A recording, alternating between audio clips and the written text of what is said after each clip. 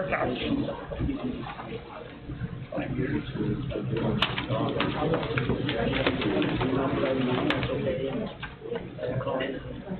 looking for it. It's okay. Yeah, how much?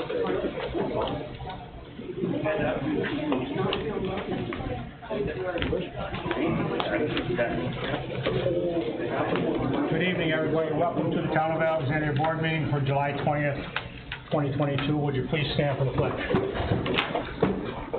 I pledge allegiance to the flag of the United States of America and to the republic for which it stands, one nation, under God, indivisible, with liberty and justice for all. Call the town board meeting to order. First thing I need is a motion to pay the bills. I'll make it. Motion by Sean, second by Gene. Any discussion? All those in favor signify by saying aye. Aye. All those opposed, none. Motion to approve the town board meeting minutes.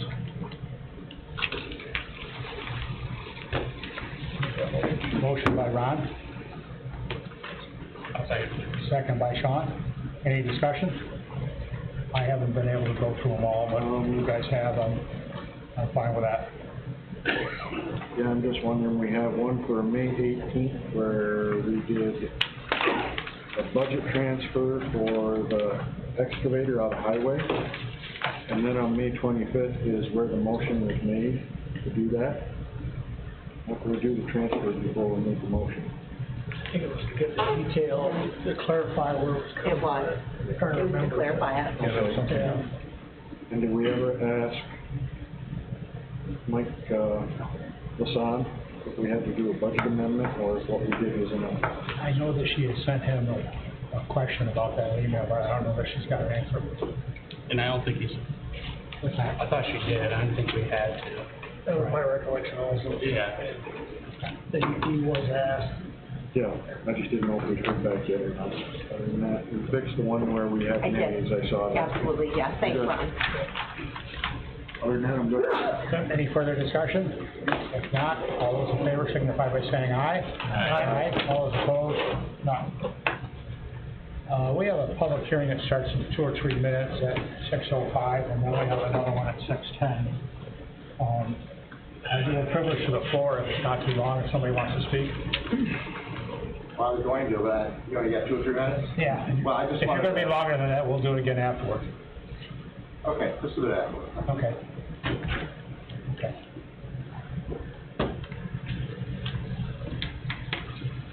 So we'll wait 2 minutes. We'll wait 2 I minutes. couldn't hear.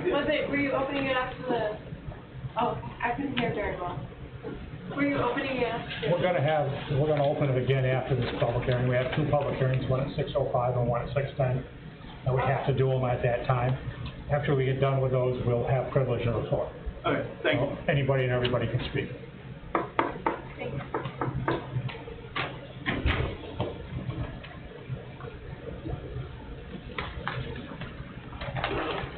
These public hearings, or your public hearing, so there's stuff like that. One's water and one's sewer. A resolution to open the public hearing, and I'll give a brief description, and then with the comments, close the public hearing, and then we'll do the next one. I'll give a brief overview.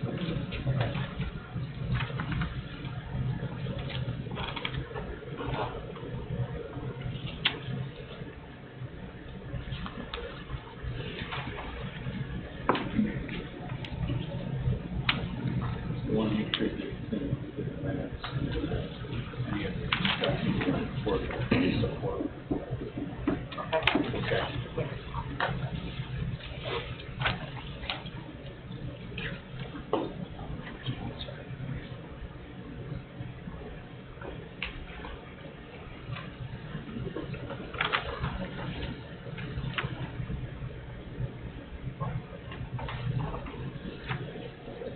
So at this time, at 6:05, we're gonna open the public hearing. The first one is for the sewer, is that right, Rob? Correct. Right. And I'm gonna ask our engineer, Rob Camping can explain a little bit about So you need a what. motion to open the public hearing? I'll make the motion. Motion by Sean, second by Gene, to open public hearing. Any discussion? All those in favor signify by saying aye. Aye. All those opposed, none. Okay, so I'll give you a brief overview. The purpose of this public hearing is, it's a prerequisite for applying for a community development block grant through the state consolidated funding process. So the community development block grant can provide water and sewer funding. There's a $40 million pot in this round. One of the key elements of CDBG money is it has to serve low to moderate income area, of which the hamlet of Redwood qualifies. So with that, we have two public hearings tonight. They're very similar, but the first one has to do with the Redwood sewer, which is in need of some upgrades, including continued replacement of grinder pumps, replacement of filter sand, renovation of the dosing chambers, along with other items.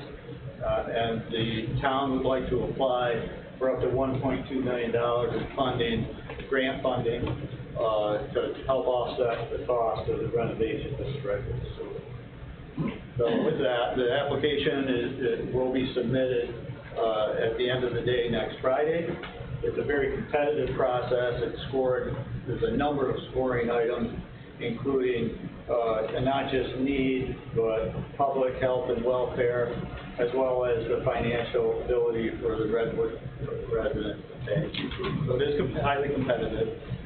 You don't always get them the first time, but this is the first time that we have ever applied for Redwood. So hopefully successful. So with that, if there's any questions or comments on the need or the ability of the Redwood residents to pay for the upgrades without a grant, those comments would be good. So Jesse could enter them into the minutes. The minutes of this public hearing will be provided with the grant application to the HUD. Open to any questions. Anybody have any questions? Okay. I think the board all agrees that the Redwood Sewer District is in need of funding to help pay for it. We applied for a grant for the Redwood sewer system, like, different agencies last year. Yeah, there are several different programs out there that we've applied to for years, been successful, with obviously the one program where you got $125,000, but we weren't successful. So our sewer plant and that sewer district was created in 1992. That's correct. And the equipment, everything has been there since 1992. We've been going through a lot of sewer pumps. There's a sewer pump at how many houses? 220. Yeah. And that's a large part of our budget, because the sewer pumps are between $1,800 and $2,000 a piece. The sand filter is the original sand filter that was put in 92, along with all the rest of everything that's supplied for it. So that's why we're applying for this. That's why we feel we need. Not just the pumps, but the pump stations themselves are fiberglass basins that are showing signs of deterioration over the years, and we're going to have to start replacing them as well. Fiberglass, it gets, I don't want to use the term rotten, but it does over time. You know, the moisture does penetrate the layers of fiberglass, and the basins start to deteriorate. Are there any other comments or questions? So we can make a motion to close. Need a motion to close the public hearing by Gene, and second by Ron. Any discussion? All those in favor signify by saying aye. Aye. All those opposed? None. Now we'll go on to the Second public hearing. water, and we'll open the public hearing. Need a motion to open the public hearing for the water by Ron, second by Sean. Any discussion? All those in favor signify by saying aye. Aye. All those opposed? None. Okay, same program, same hamlet of Redwood Water District. Again, they qualify because they're over 51% in low to moderate income. So they immediately qualify for the program. The scope of this project is to upgrade the water system There's two items. We've got an area of pipe in the transmission line from the Village of Alex Bay to Redwood that's been problematic due to high levels of fluorides and corrosion. And we've all talked about that. We're preparing planned specs to go out and get competitive pricing on that section of line. And there's also some upgrades needed to the water tank. There are also some other items at the high-lift pumping station, some controls that need to be attended to. So we'd like to put an application in for $500,000 to help cover these improvements that are necessary for the long-term viability of the Redwood Water District. Similarly, you know, the ability for the hamlet of Redwood residents to pay is difficult, and that's why this program exists, to be able to help those that. That water system was put in 2000. Help me, Jamie, 05? Seven. That was completed in 2007. 07, started in 05. So that water line leaves the pump station at the village limits, and it heads to Redwood, and at the village limits, the first, I'm gonna say 1,000 feet after the village limits, we had 4 breaks? 6. Altogether, 6 breaks. And how many inch diameter pipe? 10-inch pipe, and it's just out of nowhere, we're getting holes in the pipe like that, right, Jamie? Yep. That's 8 feet down in the ground. 12. And so everybody here is familiar with that at the board because it's a major deal to us when this happens.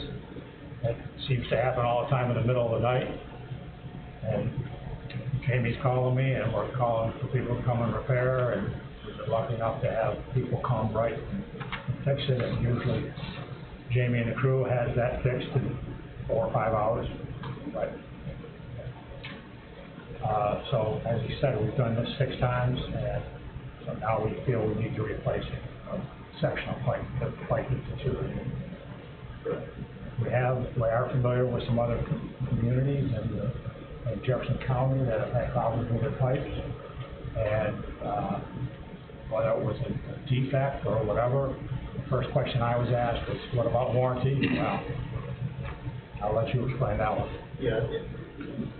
Yeah, the pipe isn't warranted beyond the original installation, but ductile iron pipe is usually seen to have a useful life of between 50 and 75 years. Never had an issue with it before, but unfortunately we're finding that ductile iron piping that's adjacent to state highways that use a high level of salt does have a limited lifespan. We're dealing with this all over the county and all over northern New York, actually from here to Plattsburgh. So you're not alone, unfortunately.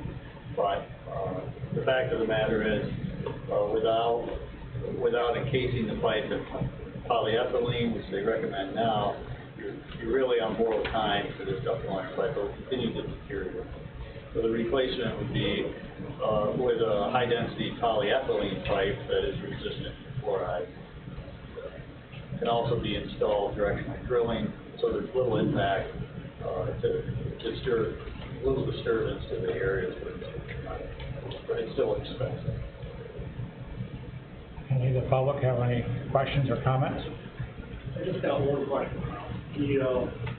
Once you do these repairs, if it's on and everything, what would be the life expectancy of that thing, average on that? That's a great question. You know, we thought that the ductile iron pipe was going to last 50 or 75 years. I do want to say that the resistance to HDPE is a chemical, particularly salt, is very, very good. I would expect that this will last far beyond 50 or 75. They normally, some of these repairs will be other places. They have. Correct.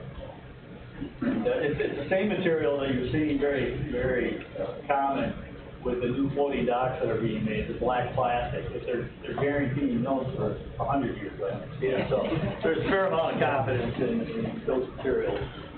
Okay, about the best I can offer, but it's a great question. No, I just wondered. Yeah. Any other comments or questions? We need a motion to close the public hearing. Motion by Sean, second by Mike. Any discussion? All those in favor signify by saying aye. Aye. All those opposed, none. So so we're all set there. Yep, I do have some other resolutions for the report, but if you wanna have public comment period now. Yeah, okay. So now we'll open the meeting to public comments. Al? Three things, I'll keep them tight. I just get a lot of complaints, you deal with a lot of problems. I just wanted to, last summer, we worked really hard on a project that I was on. I just wanted to acknowledge that Brent, at the point, I call him, he immediately takes the call. You get Rob on the phone, I have to pull over to do a conference call, get everything taken care of. I mean, it just flowed really hard. Jamie a couple times, and then Dale Ramo right there every time you needed a question or something to move everything forward. And then Bob Schrader, his engineer for the sewer. I mean, Bob was just phenomenal because it was a very complex layout of our systems in that, and we worked real hard to not make it complicated for the town. And he worked real hard to make sure we didn't disturb looking into the future that we could do things. And I just wanted to, number one, thank you all for that. We needed that for a long time here. Second thing is, Dave Johnson called you about the weeds in Swan Bay, right? So Dave called me because they get choked out down there. And what happens is they grow up and then the water dumps a little bit and they fall over.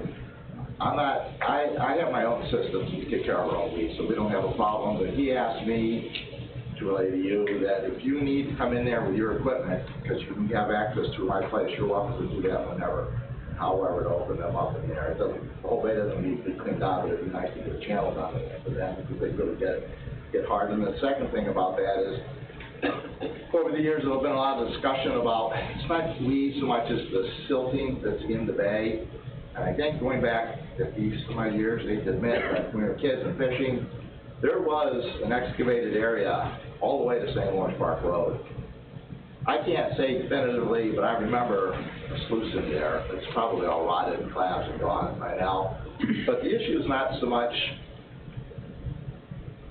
I hear the comment that if you were to open it up, all that silt would flow down. That's not going to happen.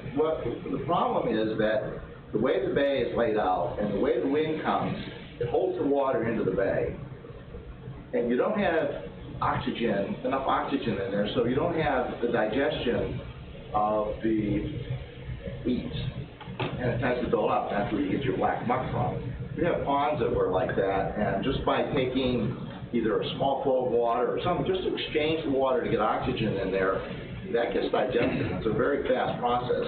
So if you're going to pursue something like that, maybe you ought to look at that rather than and kind of understand that aspect of it, so people aren't worried that, you know, I'm going to have this black muck coming down at my place all the time. Because I don't believe that that's going to happen, but rather no more. I know that the ponds, when they get filled with weeds and the vegetation, by disturbing like you would in a fish tank, takes care of that to a very large degree in there. That's something to consider. And the last thing quick here is, you know, a lot of talk on Airbnb issues here, okay? And I've owned a lot of real estate and been on both sides of the fence. I've had landlords that were remote, Fort Drum exploded, people came in from out of the state. I bought a house in Watertown because the kids were going to private school there. They bought up anything and everything. They're living in Massachusetts or wherever. They're not on site, and it's a problem, all right? I'm not unsympathetic to anybody because I've been there. But at the same time, if we overreact, it creates a problem for the 99.8% of us that really take care of our properties and manage those. So I'm hoping we don't get too bureaucratic. I'm hoping we don't have layers of oversights and layers of cost in here when we don't need it. The solution is pretty simple, in my way. Education is the first thing. I know if you have a bad landlord, they don't want to hear anything, that goes into the second step. But usually, if something happens and I get a call, like somebody wanted years ago, as an example, they wanted to have some fire pits away from the marina, they wanted to enjoy them. That's great. What I didn't think about is, you know, that smoke drifts and it disturbs other people. People throw a bucket of water on it and it gets sour and it stinks. You know, so I get calls from the other end of it. So I got people that want it and people that don't, and how do you handle it? You know, it doesn't take a rocket science to sit down and from my perspective, to keep everybody happy, we just switch the propane and everybody's happy. And those that didn't want them, come up and enjoy it. That solves the problem. So we have to have that mindset. And the second thing is that we have a lot of homes, and you up and down there, you know, we keep it really nice. Our permitting process requires us to have 24/7 management, which we would have anyways, right? Doesn't mean I have to sit there 24/7 or have a paid employee there 24/7, but if somebody has a problem, they have to be able to get a hold of us so we can get down there and take care of it. Right? And I think that if the landlords had a local company to manage that, and, you know, we're pretty simple, you know, everybody wants to have a good time, but when the sun goes down, the voices go down. You know, people respect that. I've done a lot of Airbnb. I don't own an Airbnb, so I don't have that. You know, not that I won't here, but we just don't need more bureaucracy. We need to be able to encourage business and encourage people to come in. And the tax issue, I think you're right on. If they're doing daily rentals, then they need to pay their share of taxes on that. But we don't need more layers of oversight. We need ways of enabling people that are disturbed to get a hold of and forcing landlords to do what they should do. So I just wanted to bring that up, and Good point. we just don't want, we don't need more bad reputation here. I had a lady, she's an orthopedic surgeon that I was talking to, and had come up here as a youngster and took a lot of boat tours, and we were reminiscing. I offered to bring her up here and go out with the family and enjoy ourselves here again. And she was reminiscing about all the places and things they used to do up here. And she said, the thing I remember most about Alexandria Bay is cheap jewelry. And I thought, geez, you know, what an awful thing to think about. We need to get rid of, we have that reputation here, the bars, the drinking, and everything else. It's not that it doesn't exist other places. It's not that it's necessary, that's so bad, but we have to do things to develop and orient family-oriented stuff. And the only way we're going to do that is to make it easy for businesses not to do what they want, but not to be overly burdensome and oppressive as a regulating agency. So I just wanted to share my thoughts on that. Yep. So, thank you. Thank you. Thank you. Somebody else? Yeah. Hi, my name is Christopher Lord. I'm here to have some comments on marine residential districts. I noticed there's an item on the agenda, so I don't know if I should make comments now or after. I'd say we'll wait till we get to, I think it's 3 or 4. Yeah. And we'll let people talk. Okay, great. Just about that. Okay, great, thank you. Has anybody got anything else? Yep. Yeah, just a question about the last meeting where we had the question about the water districts of Otter Street and Redwood. The water due to from those monies, $150,000 for Otter Street and $198.26 for Redwood. Do you have any answers on that yet?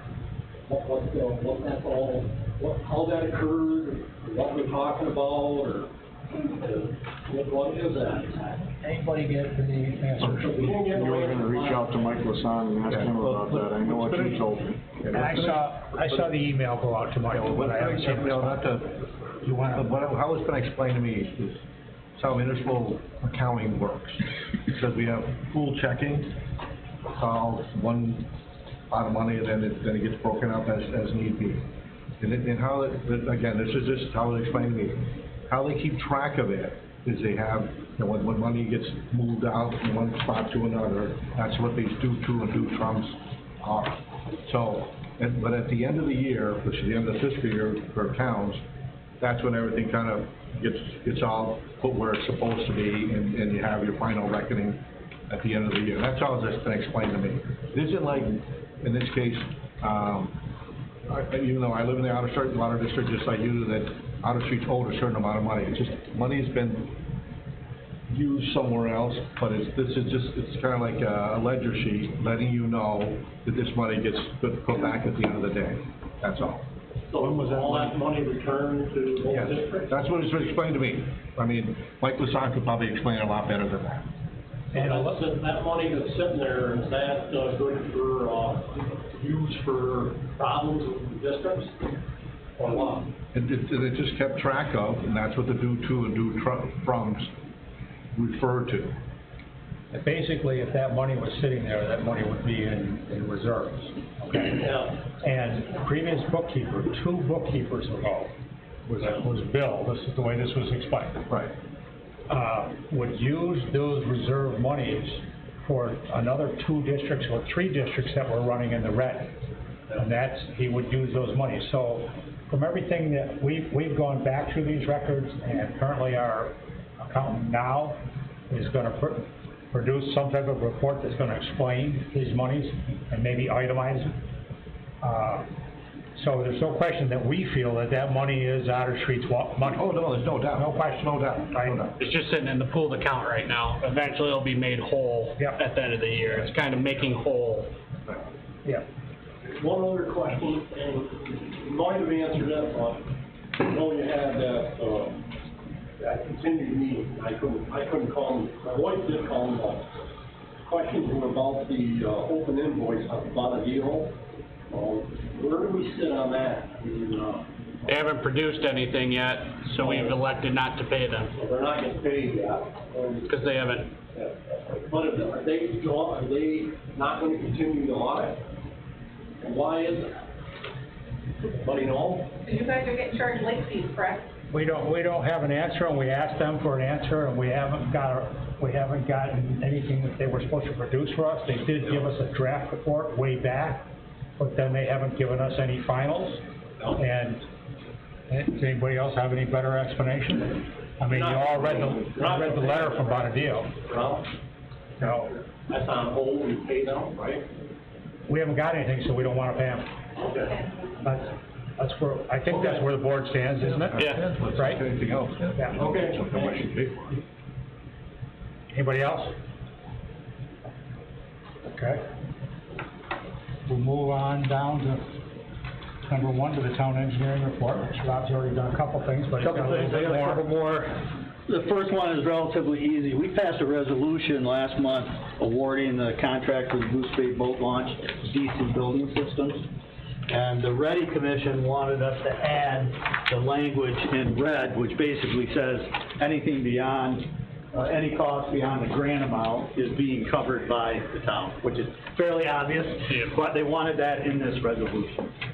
Same resolution with that I was added. gonna say, we had a conference call with the state last week, and this is what they need. Yep. To move forward. Jess has just got to do a roll call vote on it. Yep. So, I'll take a motion to add what you see in red. I'll read it. Now therefore, be it resolved, the town board of Alexandria will pay an additional cost associated with the project above and beyond the DASNY, D-A-N-S-Y, share. So that's what we're asking to add. I need a motion to add that. I'll make a motion. Motion by Sean, second by Mike. Any further discussion? All those in favor signify by saying aye. Aye. Aye. All those opposed? None. Roll call vote. Roll call vote. Okay. Supervisor Brent Sweet, Yes? Councilman Mike Thomas, or excuse me, Sean Thomas? Yes. I'm looking at Mike. Councilman Ron Thompson, Yes. Councilman Mike Fayette, Yes. Councilman Gene Crane. Yes. Motion passed. Motion passed. Next, Rob? One other quick, this is a quick one. So we haven't done seeker on the work for the Redwood water line replacement, which would include replacement of the water line that's corroded, and the work at the pump station, and the painting of the water storage tank. So this is a short EAF, but I would like you to pass a resolution basically identifying the town of Alexandria as lead agency for the seeker. I filled out the short EAF for you. I don't think it's no surprise, it's not a significant environmental impact. Replacing a water line in a prior disturbed area, painting a water tank, replacing controls is really no environmental impact. But what I need from you tonight is establishment of the town of Alexandria as lead agency for the seeker process. So we're not doing the seeker tonight. The seeker, if you agree with the questions on the short form, because of the nature of the project, it doesn't require a coordinated review, okay? So we can do a short form. If you agree with the answers here, then Brent can go ahead and execute. Don't we need to usually read it though? Yeah, this will be a good one. Yep. Okay. For now, we can just go Do on the with lead this agency. lead agency resolution, and we can come back to you with this at a later date. Yep. Okay. Make a motion to declare Town of Alexandria lead agency. Motion by Ron, second by Pete. Any further discussion? No, All those in favor, signify. that's a roll call. Is this a roll call? Yes. Yep. Supervisor Brent Sweet, Yes.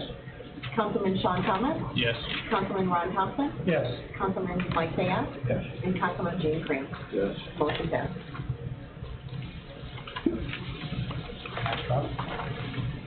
The only other thing I have talked to Matt Chase about the storage of the You did. turf. Okay. Brainstormed some ideas, so we'll get back to you at a later date on what we think might work. Okay. I wanted to let you know that we did meet the other day in the pouring rain. You kind of suggested to Brent go with like A or D or something. I think there's some code issues. Okay. Alright. Okay, that's everything you got? That's all I've got, unless anybody has. Send me those tomorrow? I emailed you the first one. Oh, you did, okay. Okay. So, Oh, and the resolution from that, the agenda says water and sewer applications. Okay, so the seeker on the sewer has already been done, so we did the seeker on the Redwood sewer. Okay. Last. Yeah. Just wanted to ask you a quick question on this. You got the repainting of the water tower. Now, we know that, is that just painting the inside or inside and outside? I think the inside and outside need painting. Yeah. Okay.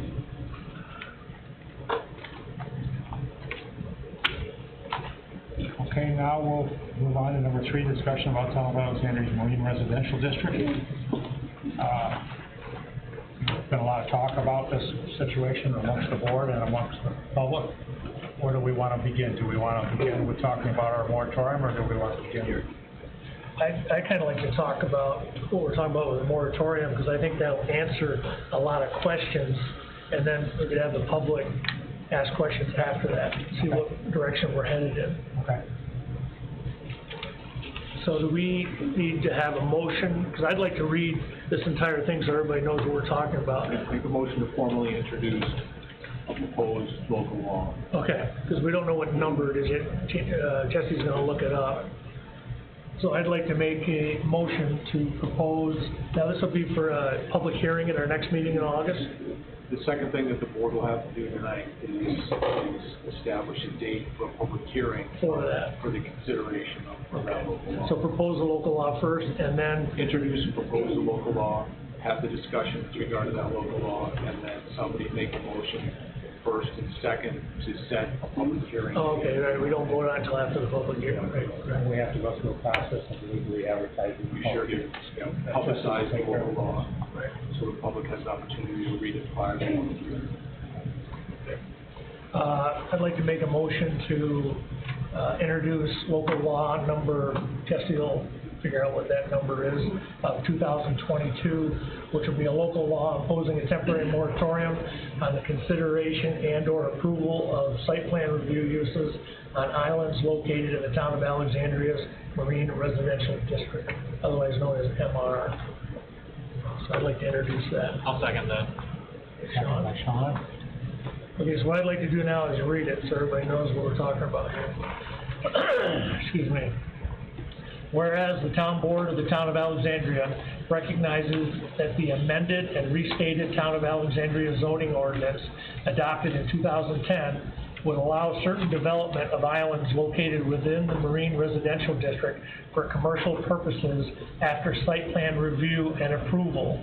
And whereas the town board has come to understand that many of the commercial uses allowed after site plan review and approval may result in development which tends to ruin the unique residential nature of the islands in the Thousand Islands region located in the town. And whereas while commercial development presents many benefits to the region, such development also presents issues where island clusters may be adversely impacted by the development of one island to the detriment of the others. And whereas the town zoning law at Article 5 allows certain uses in the MR district upon site plan review.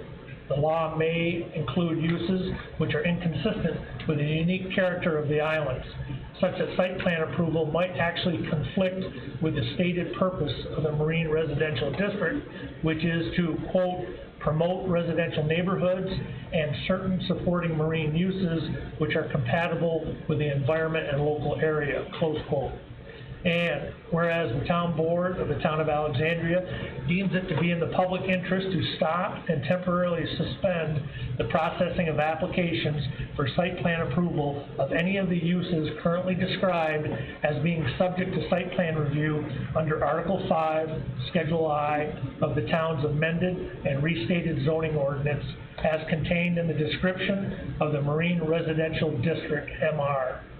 This temporary suspension shall be in effect until such time as the town's recently developed local waterfront revitalization plan, known as LWRP, can be studied as the LWRP applies to islands located within the Marine Residential District, such that those site plan review uses can be evaluated and/or changes can be considered and/or made to the town's zoning ordinance. Alternatively, this temporary suspension of the processing of applications for site plan review of uses in the Marine Residential District may result in specific regulation pertaining to islands within the Marine Residential District. Accordingly, this moratorium shall be established for a period of 1 year from the effective date of this local law to provide adequate time for the town board to analyze and determine potential appropriate revisions and amendments to the town's zoning ordinance concerning appropriate uses on islands within the town. A provision is made in this local law to allow for the extension of the 1-year moratorium if necessary. And whereas the town board of the town of Alexandria hereby finds that without a temporary halt on the processing or permitting of any approvals of commercial uses on islands in the Marine Residential District, there is potential that such uses could be located in areas which can cause disruptions in established neighborhoods, can create safety issues in connection with the operation of boats and personally operated watercraft in the area, and/or can be disruptive to persons and/or residents nearby. The potential for commercial uses in unsuitable locations might materially affect the town's island area and be in conflict with the historical development of the area. And whereas the town board also finds that it is in need of time to perform the necessary analysis of the potential uses which should be allowed on islands in the Marine Residential District, whether they be by site plan review or otherwise, and that by maintaining the status quo by temporarily prohibiting the commercial development of islands or the processing of applications for approvals of such commercial development, the town board can provide for the planned orderly growth and development of the town. And whereas a public hearing was conducted in connection with this local law on, and that's what we'll be setting after this, possibly at our next public meeting in August, after due notice and publication thereof. Now therefore be it enacted by the town board of the town of Alexandria, New York, that for a period of 1 year following the effective date of the adoption of this local law, the town of Alexandria's town board, the town's planning board, the town's zoning board of appeals, and the town's zoning officers shall not permit, accept, process, interpret, deliberate upon, decide, deny, nor make any determination upon any applications for approval of any commercial uses identified for site plan review at Article 5, Schedule I of the town zoning, which would be applicable to an island or islands in that zoning district under the current zoning ordinance. And be it further enacted that this moratorium shall apply to all such applications submitted after the introduction of this local law. And be it further enacted that the term commercial use shall be broadly construed to include any use identified as being part of a potentially approved site plan review use under the, quote, site plan review, unquote, uses described under the extant Article 5, Schedule I, Marine Residential MR of the town's current zoning ordinance. And be it further enacted that this local law shall be binding on the town board, planning board, zoning board of appeals, zoning officers, codes enforcement officers, and all town officials and employees, and any applicant or real property owner in the town desiring to apply for or receive a permit or approval for such site plan review or development on an island in the town's marine residential district. And be it further enacted that during the period of the moratorium, the town board shall endeavor to complete all reasonable and necessary review, study, analysis, and if warranted, revisions to the Town of Alexandria zoning ordinance concerning the site plan review uses currently authorized under the zoning ordinance. And be it further enacted during the period of the moratorium, no applications will be accepted, nor permits, nor approvals issued, which would authorize such uses upon islands located within the marine residential district. And be it further enacted that this moratorium shall be in effect for a period of 1 year from its effective date. This local law shall be subject to renewal for a cumulative period of up to an additional 6 months, if necessary, by resolutions of the town board. And be it further enacted that to the extent that any law, ordinance, rule, or regulation, or parts of any laws, ordinances, rules, or regulations of the town of Alexandria are in conflict with any provision of this local law concerning special uses, site plans, building permits, and procedural requirements, this local law shall control and supersede such laws, ordinances, rules, or regulations.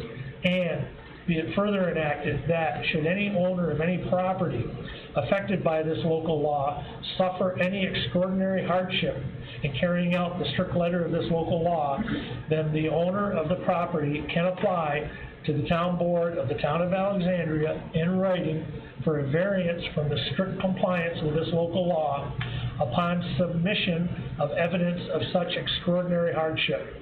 For the purposes of this local law, extraordinary hardship should not be the mere delay in being permitted to make an application or waiting for a decision on the application for site plan review or of a permitting process during the period imposed by the moratorium and this local law. And be it further enacted that a request for a variance based upon extraordinary hardship shall be filed with the town clerk, including a fee of $350 to cover processing and advertising costs with such application for a variance. Such request shall provide a recitation of the specific facts that are alleged to support the claim of extraordinary hardship, and shall contain such other information as the town board shall prescribe as necessary for the town to be fully informed with respect to the application. And be it further enacted that upon submission of the aforementioned written application to the town clerk, the town board shall, within 30 days of receipt of said application, schedule a public hearing to consider whether any extraordinary hardship is present. A public hearing on any request for an exception for extraordinary hardship shall be held by the town board at the first regular meeting of the town board occurring after the expiration of the publication of the notice of the request for a waiver. The notice shall be advertised in the town's designated newspaper at least 10 days prior to the date of the public hearing. The notice shall also be given by regular mail to all owners of islands within 1,000 yards of the applicant's property, to the owners of those islands at the addresses shown on the tax rolls. And be it further enacted that at said public hearing, the property owner and any other parties wishing to present evidence with regard to the application shall have an opportunity to be heard, and the town board shall, within 15 days of the close of said public hearing, render its decision, either granting or denying the application for variation from the strict requirements of this local law. And be it further enacted that if the town board determines that a property owner will suffer extraordinary hardship if this local law is strictly applied to a particular property, then the town board shall vary strict compliance with this local law to the minimum extent necessary to provide the property owner relief from strict compliance with the local law. And be it further enacted that any person, firm, or corporation that shall establish any commercial use on an island in the marine residential district in violation of the provisions of this local law, or shall otherwise violate any provision of this local law, shall be subject to injunctive relief in favor of the town of Alexandria to cease any and all such actions which conflict with this local law, and if necessary, to remove any construction which may have taken place in violation of this local law. And be it further enacted that this local law shall not affect any island in the marine residential zoning district having access by means of a public road or highway via a motor vehicle. And be it further enacted that if any clause, sentence, paragraph, section, or part of this local law shall be adjudged by any court of competent jurisdiction to be invalid, such judgment shall be confined in its operation to the clause, paragraph, section, or part thereof directly involved in the controversy in which such judgment shall have been rendered, and the remaining provisions shall remain in full force and effect. And be it further enacted that it has been determined that this is a type 2 action under the State Environmental Quality Review and therefore not subject to further environmental review. And be it further enacted that this local law has been conferred to the County Planning Board in accordance with General Municipal Law 239M, and the Town Board has received and reviewed the findings and recommendation of the Jefferson County Planning Department. And be it further enacted that this local law shall take effect immediately upon its filing with the Secretary of State in accordance with the New York Municipal Home Rule Law. Now, some of those things talk about something that's going to happen after the public hearing. Between now and the proposed public hearing, Jefferson County will weigh in due to the 239M.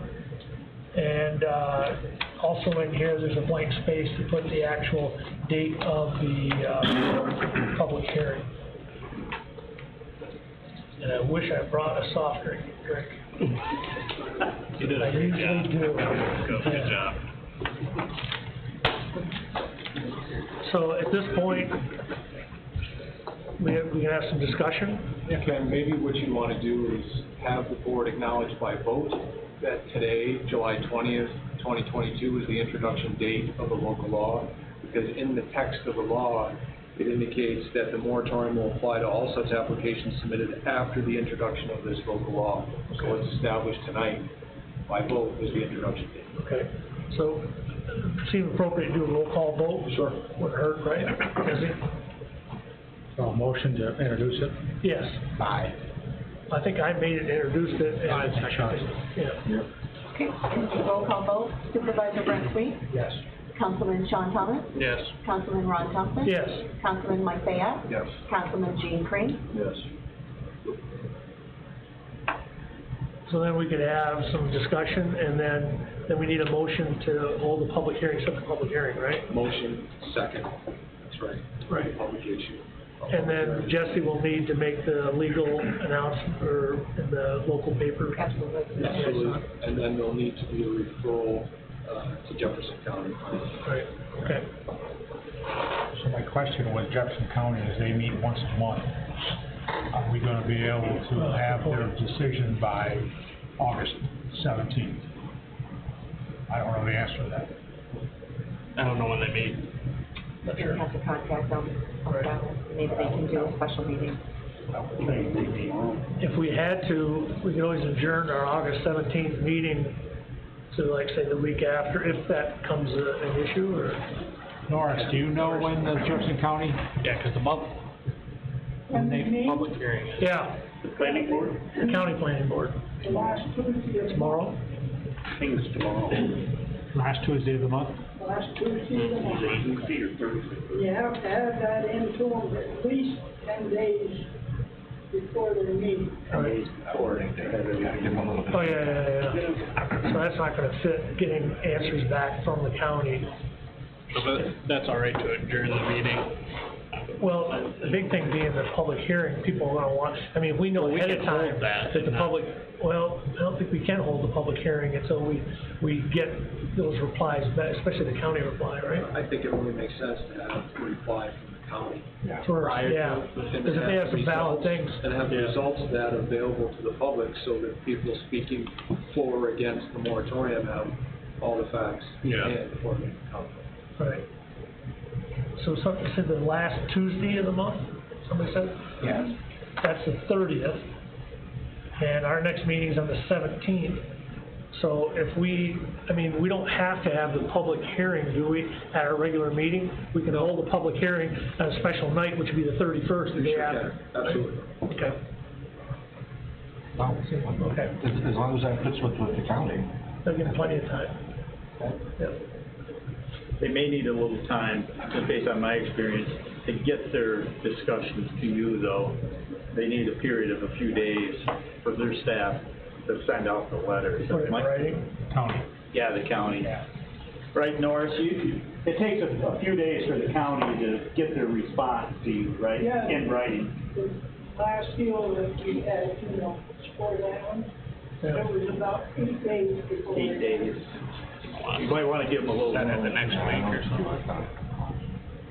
I mean, who knows what their workload is as well, you know, you gotta make that in.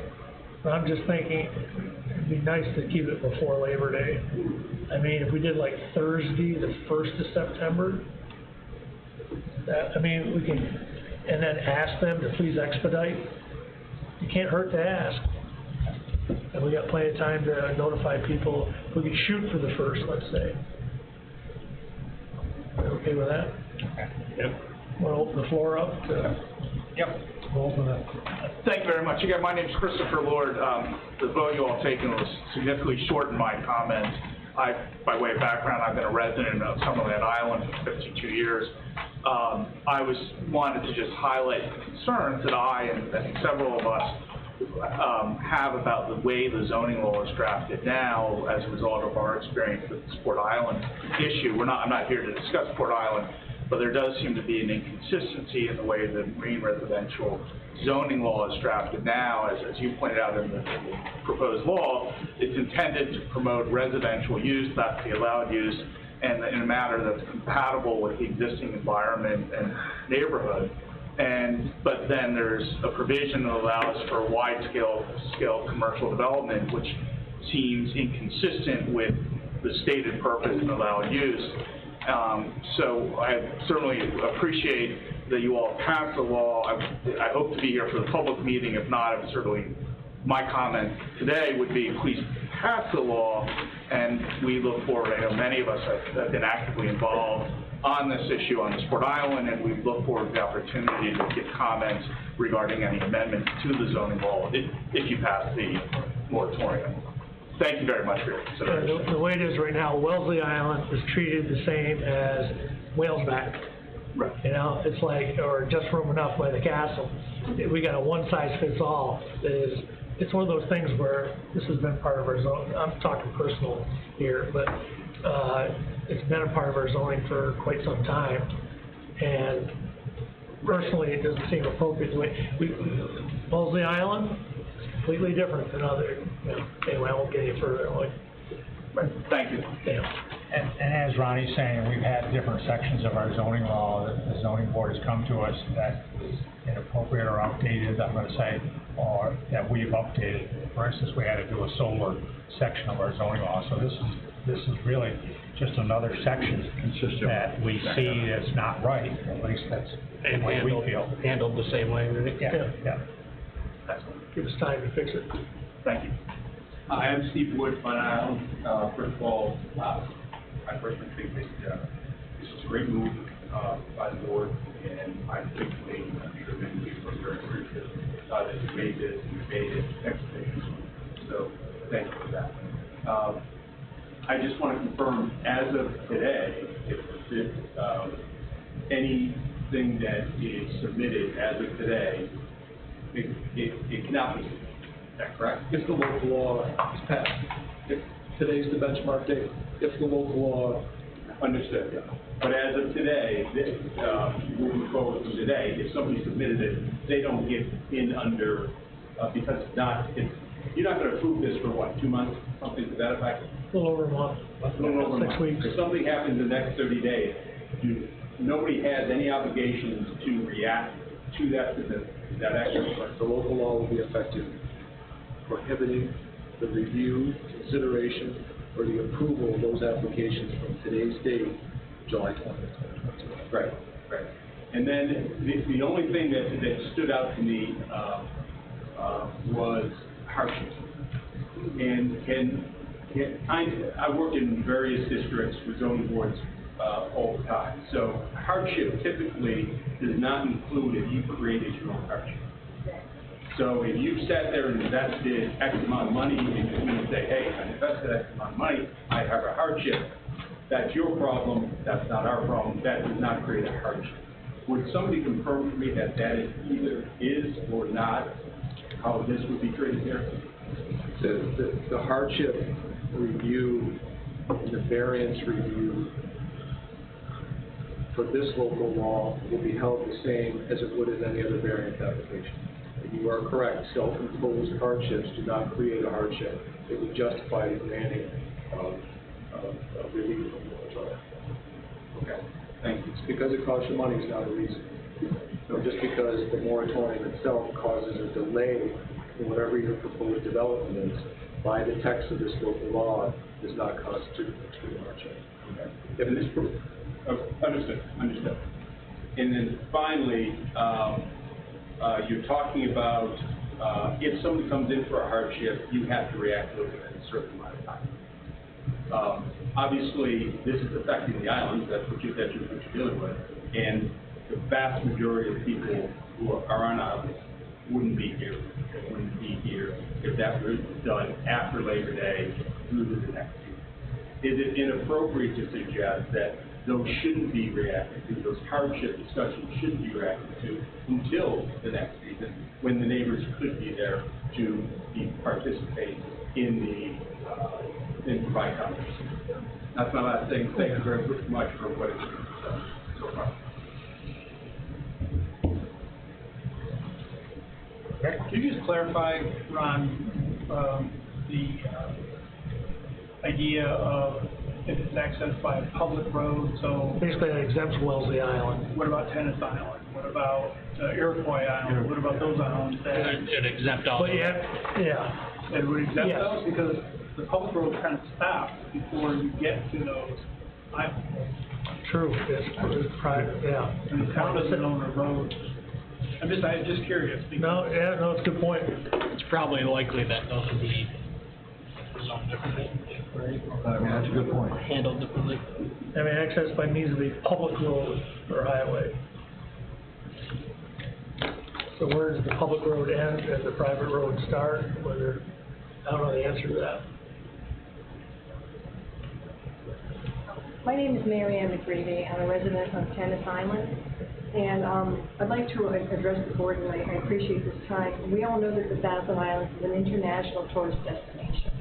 And many commercial hotels, motels, resorts in our region compete with the short-term rentals. The hotels, motels, and resorts pay their required taxes and fees, but the STR short-term rentals, business owners generally do not. The town doesn't have a handle on exactly how many STRs that are flying underneath the radar, because they have not been regulated at this point. There are many good reasons why local government leaders should manage the rapid growth of home sharing and short-term rental properties in their communities. To name a few, increased tourist traffic from short-term renters has the potential to slowly transform peaceful residential communities into communities of transience. Short-term renters may not always know or follow the local rules, resulting in public safety risks, noise issues, trash, and parking problems for nearby residents. So-called party houses, homes that are continuously rented to large groups of people with the intent to party, can severely impact the neighbors and drive down nearby home values. Conversion of residential units into short-term rentals can result in less availability of affordable housing options and higher rents for long-term renters in the community. Local service jobs can be jeopardized as unfair competition from unregulated and untaxed short-term rentals reduces demand for local bed and breakfast, hotels, and motels. Towns often lose out on tax revenue, most often referred to as a transient occupancy tax or a hotel tax, bed tax, or a transaction privilege tax, as most short-term landlords fail to remit those taxes, even if required by law. Lack of proper regulation or limited enforcement of existing ordinances, I repeat, limited enforcement of existing ordinances may cause tension or hostility between short-term landlords and their neighbors. The existence of pseudo-hotels in residential neighborhoods, often in violation of local zoning ordinances, may lead to disillusionment with local government officials who may be perceived as ineffective in protecting the interests of the local tax-paying citizens. In short, while it may be very lucrative for private citizens to become part-time innkeepers, most of the negative externalities are borne by the neighbors in the surrounding community. The answer, therefore, is to regulate short-term rentals and to preserve as many of the benefits as possible without turning neighbors and other local community members into innocent bystanders. We need to ensure that traditional residential neighborhoods are not turned into tourist areas to the detriment of the long-term residents. We need to ensure that any regulation of short-term rentals does not negatively affect property values or property tax revenue. We need to ensure that homes are not turned into pseudo-hotels or party houses. We must minimize public safety risks and the noise, trash, and parking problems often associated with short-term rentals without creating additional work for local police. We need to maximize the availability of affordable housing options by ensuring that no long-term rental properties are converted into short-term rentals. Ensure that short-term rentals are taxed in the same way as traditional lodging providers to ensure a level playing field and maintain local service jobs. We need to ensure that the town and village does not lose out on hotel tax revenue that could be invested in much-needed services for permanent residents of our community. And we need to encourage additional tourism to drive more businesses to downtown stores and restaurants. We are residents of the town of Alexandria, and we pay a large sum of money in property taxes to live in a marine residential private community island on the waterfront. We have waited for almost 1 year and experienced unauthorized short-term rentals on Tennis Island for 2 summers now. We are grateful to the town of Alexandria attorney who has read our formal complaint, asking the town of Alexandria to enforce the zoning codes that are currently on the books. Mr. Silva is currently investigating our concern and has interviewed us. We were advised he will formulate his conclusions and make a recommendation to Mr. Sweet, the town of Alexandria supervisor, and the zone enforcement officers in short order. We eagerly anticipate a full investigation by the zone enforcement office to ensure the current codes that are on the books are met. The issue and I praise you and I thank you for the new law that you're going to put on the books. However, the local short-term rentals that are currently operating under the radar that have not been permitted, they have not asked for a permit, they have not received a site plan review, are still in full force and effect and operating on Tennis Island. Now, they've got 2 summers with this, and because we live in a private residential community where we have a private road, town of Alexandria does not plow it. We don't have a reasonable water system for fire. We are in a multiple dwelling situation where we can have up to 4 tiny houses in one building. And this is throughout all Tennis Island. But it's a private residential community where a company from New Hartford has purchased 3 rental properties and is currently renting all 3. They complained that they're going to lack $88,000 of income if they're stopped from renting their property. Again, with no permit, no site plan review. Kudos to Fort Island that they at least came to the town of Alexandria and made an application for a permit, whereas on Tennis Island, 4 different businesses, different owners have not done so. So my question to you is, are we going to enforce the codes that are currently on the books to stop them from continuing to rent year after year without a permit. Thank you very much for your time, I appreciate it. My first question would be, what codes right now are being violated that we're not enforcing? They are presenting themselves in a manner that is not under marine residential, in that they are renting nightly and weekly to training. No, I realize what they're doing, but I'm just wondering, Oh, okay. what sections of our zoning? As a resort, they're acting as a resort without permission, without being permitted. They are performing lodging. They have a marina where they say you bring your up to 30 to 40 foot boat to our dock. You can put your watercraft on our dock, and we have kayaks, we have rowboats, we have volleyball nets. So come to our place, and so they are advertising it themselves through Airbnb and VRBOs as a short-term rental as a resort. So Mr. Silver's looking into this right now. Yes, sir. He absolutely is, and I thank you very much, Mr. Silver, for your time. On the schedule tonight, or on the agenda tonight, the intent is to appoint a committee, because it was like with the solar up here didn't exist, and then all of a sudden it was an issue, we had a moratorium, and then we got rules to take care of it. The short-term rentals, Airbnb, VRBO, didn't exist 20 years ago. And so this is an issue in a lot of places here also in regard to dealing with something that the zoning was not written really specifically to take care of. Understood. However, the codes that are currently on the books say that you cannot have a commercial business unless the resort is. That's where Mr. Silver comes in. And then I understand what you're saying, but as in any discussion, people can take opposite views of the same thing. Understood. And that's where our attorney comes in. Absolutely. So, I guess my point is that I applaud you for putting on the moratorium for no more applications, but my question is, what do you do with the people who are flying under the radar and are acting as such? If you don't apply, then you're still getting away with it, you're still doing all the damage that can occur.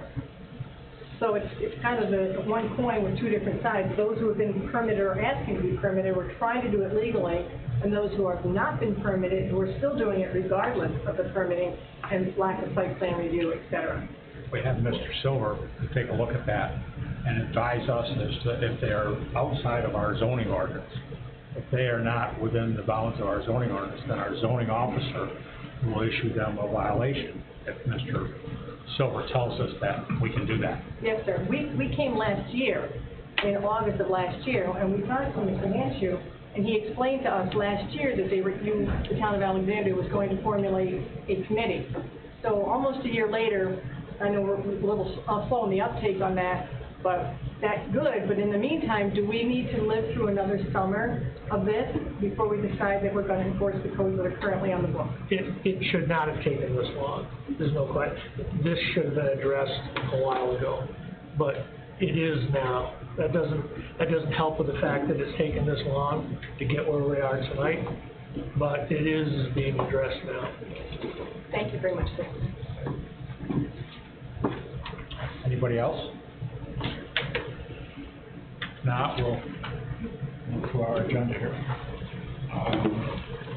Next is Nora Satone's zoning officer report. Mr. Sweet, we pass, make a motion, first and second, pass a resolution scheduling the public hearing time. No, I don't think we have. No. We set a date, but we didn't make a motion, so I'll make the motion to set the public hearing for discussion on the moratorium on September 1st. I think Thursday, we'll September shoot for 1st. September 1st at 6 o'clock. What time? September 1st, 6 o'clock. 6 o'clock. Time. Be Thursday, September 1st. So motion by Sean for September 1st. Okay. I'll second. Second by Rod. Any more discussion? All those in favor, is that roll call? Go ahead, Jessica. Oh, is it roll call? Okay. Supervisor Brent Sweet? Yes. Councilman Sean Thomas? Yes. Councilman Ron Thompson? Yes. Councilman Mike Bayat? Yes. And Councilman Gene Green? Yes. Okay, Nora, I'm sorry. Okay, for the month of June, we gave out 16 permits, making a total year-to-date of 48. 3 subdivisions, making 15. One variance was granted, making 8 year-to-date. One site plan for June, making 7 year-to-date. There was no special use permit. Between Ron and I, we sent out 5 violation letters, making 20 total. 3 court cases, and they still haven't been resolved. Lot line, we had none for June, and we've done 2 foils. And for the money for the month, was $1,800 each. Thank you, Norris.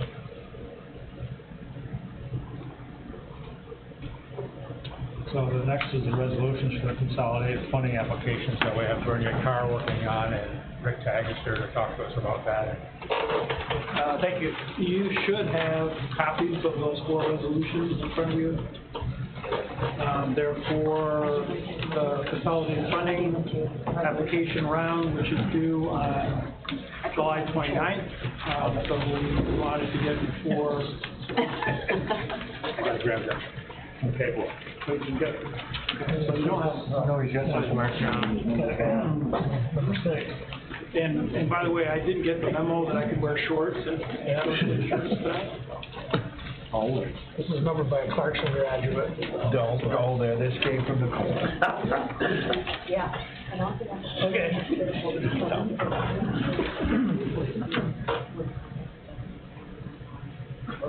Thanks.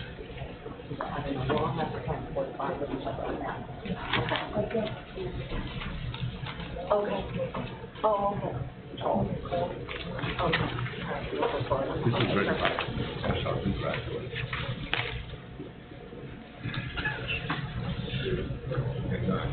Stop going behind.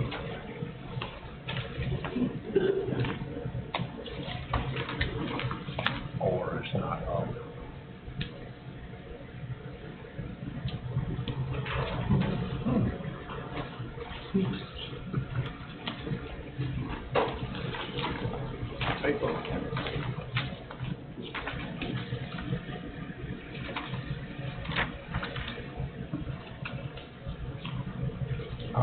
While we're waiting, I'm sure you probably saw in the Watertown Daily Times a couple of Sundays ago, and then on the Channel 7 about this huge thing that the town of Watertown is proposing to put up. I just have to, I wish I had kept the newspaper. They were, like we are, going after grants and stuff to help with the expense. They made reference to a couple of grants that I've never even heard of. I don't know if you saw I think that they're at all. trying to go right to Albany and get Albany to get money like they did for the stadium in Buffalo, right? Okay. I think they're going right. Okay. Good luck. 30 million. I don't know. I think you have. I have to wonder with the city of Watertown's reaction after just got done investing a ton of money upgrading the fairgrounds arena. Joel, you know Joel, the one drop for a while. Joel Bartlett. You remember, we had. It's been his dream for 20 years, so. Joel hired a consultant 25 years ago, Mike Bogecki. Yeah, there you go. This is like the first time. This isn't his first run at this. State money is our money, but he's not asking for any local. Then he called it Thousand Island Farm. Yeah, I thought that was it. That's a whole other discussion. All the 9 exits of Watertown, Thousand Islands Hotels in Watertown. Yeah. Okay. Sorry. So you should have 4 resolutions in front of you for 4 different pieces of the consolidated funding application round.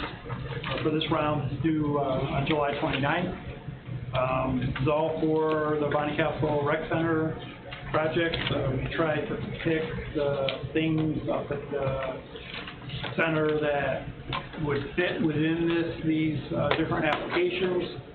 So there's one for actually to help with the purchase.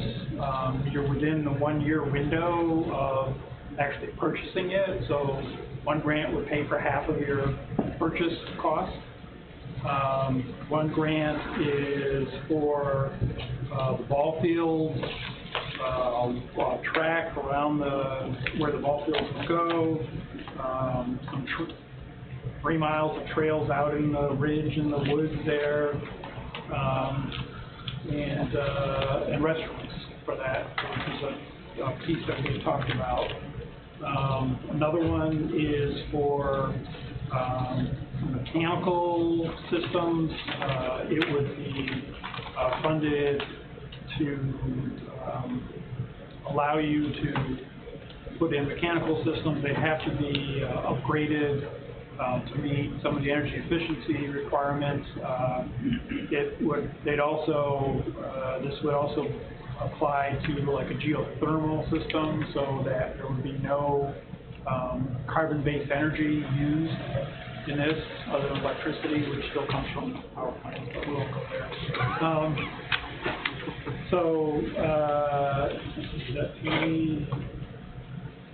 The other is to pave all of the lots up there using pervious pavement through the program that they have for that. So I'm not sure if we'll be successful.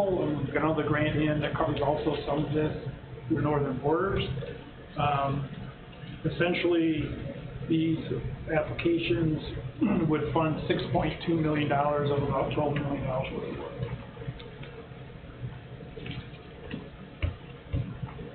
We need to start reading these? We just passed them in sweeping motion, only needs his signature. The only different name is the type of grant we're applying for. Well, they're all different. All different parts. Different amounts, different. Yes. Right, do we need to read these into the record prior to voting on them, or? Yeah, we'll heard it. Okay. I got a soft drink in front of me now.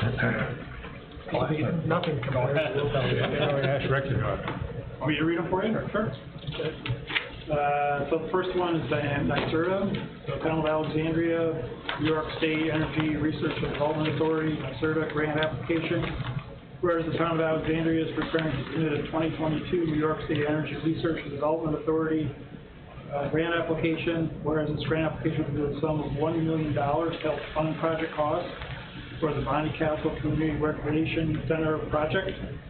Whereas the town board, by its resolution, desires to authorize Town Supervisor Brent Sweet to sign the 2022 New York State Energy Research and Development Authority grant application and all other grant-related documents for the project.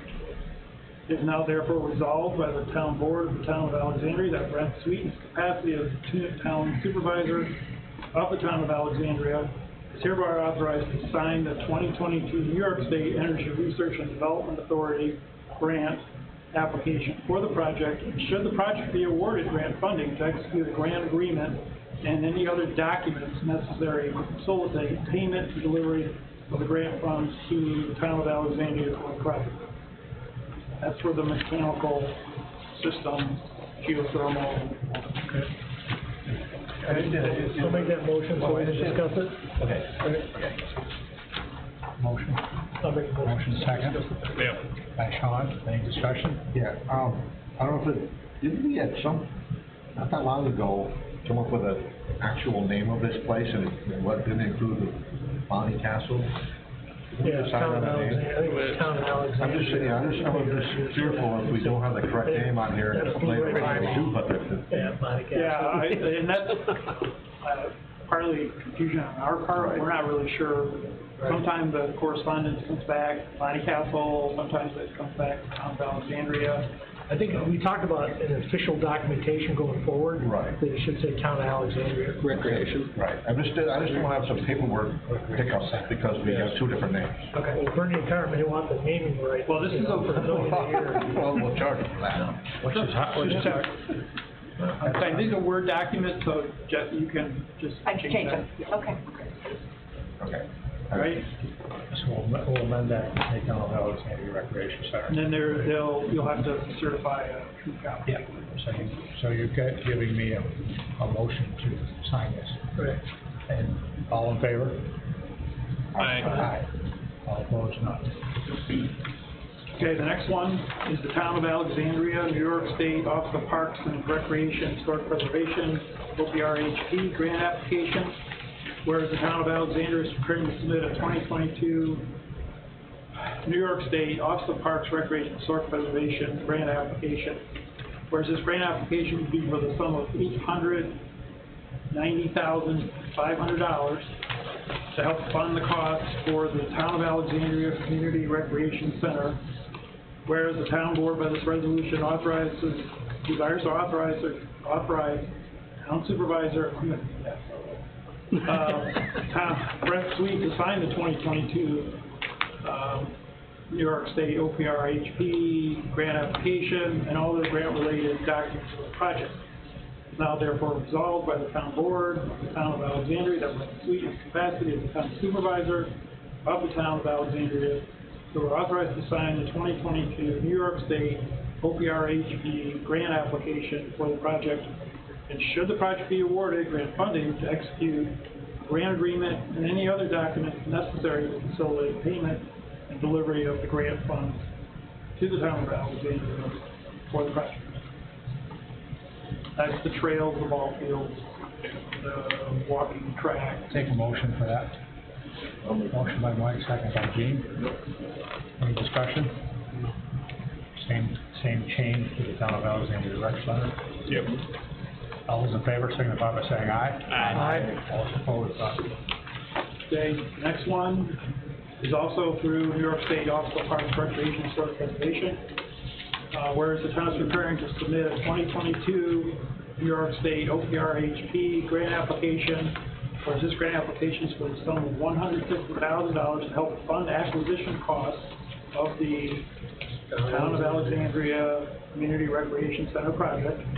Whereas the town board, by this resolution, desires to authorize the town supervisor, Brent Sweet, to sign the 2022 New York State OPRHP grant application and all other grant-related documents for the project.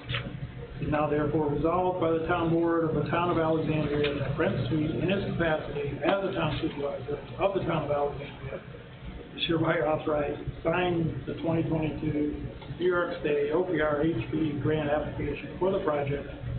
Should the project be awarded grant funding, to execute a grant agreement and any other documents necessary to facilitate payment and delivery of the grant funds to the Town of Alexandria project. Okay? Take a motion by Ron, second by Gene. Any discussion? All those in favor signify by saying aye. Aye. All those opposed, none. Next one is Town of Alexandria, New York State Green Innovation Grant Program, GIGP grant.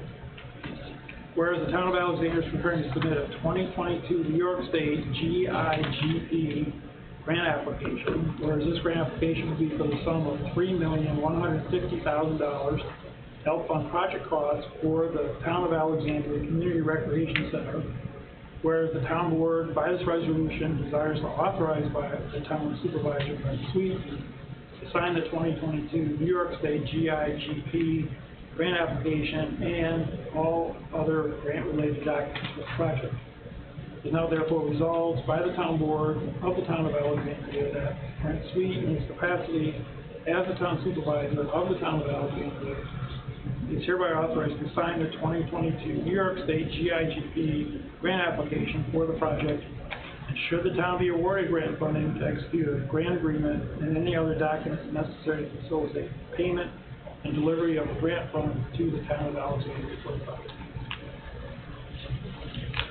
Take a motion. Motion by Sean, second by Gene. Any discussion? All those in favor signify by saying aye. Aye. All those opposed, none. You all set, Rick? Yep. Do I have any questions for me? Okay. All right. Thank you very much. Thank you, Rick. Thank you. Okay, moving on to number 6. village request for $5,000 from the village improvement line item for the bathroom rehab. There's $15,000 left in that line item. And I think you all have about 8 pages of documents, and quotes, and pricing for what they want to do with the village bathrooms. Have they started that yet, Mike? Yes. Steve? They have? Yeah. Painting, new lights, hand dryers. Yeah. Next Monday, they're gonna, resin the floors. Okay. What do you have? Motion by Ron, second by Gene. Any discussion? All those in favor signify by saying aye. Aye. All those opposed? Motion carried. Short-term rental committee formation volunteers, I think you've got a list of the people that have sent in their names so far. That's everybody's feeling on the process here. I think since this will be in the paper, the discussion about it, we may wait till our next meeting to appoint the committee, or you want to do it now? I mean, we have a couple things we got to decide on. We got to decide on how many members. And so you got 8. One of the questions Gene had is who of this group has them. You want some balance. Yeah. So I know, I know Courtney does, I know Greg does. I don't know these people down here. She has one. Shelley? Yes. David Schaefer is the manager of villas, are they called? Harbor Village. Nicknamed the birdhouse. Oh, okay. Okay. Yeah. He's the man. He lives there. He's the manager there. And those are all individually owned, aren't they? I think they are. He's the manager? Yeah, I believe there's some type of an HOA. And Oh, okay. He's the property manager down there. So. Yeah. The bottom line is, there, to your knowledge, is a pretty good balance here. To our knowledge, it seems that way, right? Okay. We can move this along faster rather than wait for another meeting and just these names. It's been taking a long time already, so. Yeah. So Well, first thing first, you've spoken to all these people, and they're all on board. I've either spoken to them or they sent me emails. Okay. Or called me. Okay, so no, they're not gonna be surprised when you say, hey, you're in. No. Okay. Does anybody else here in the public have any other names to add? Well, I don't know if you want it. my name. You'd like your name on it? Yep.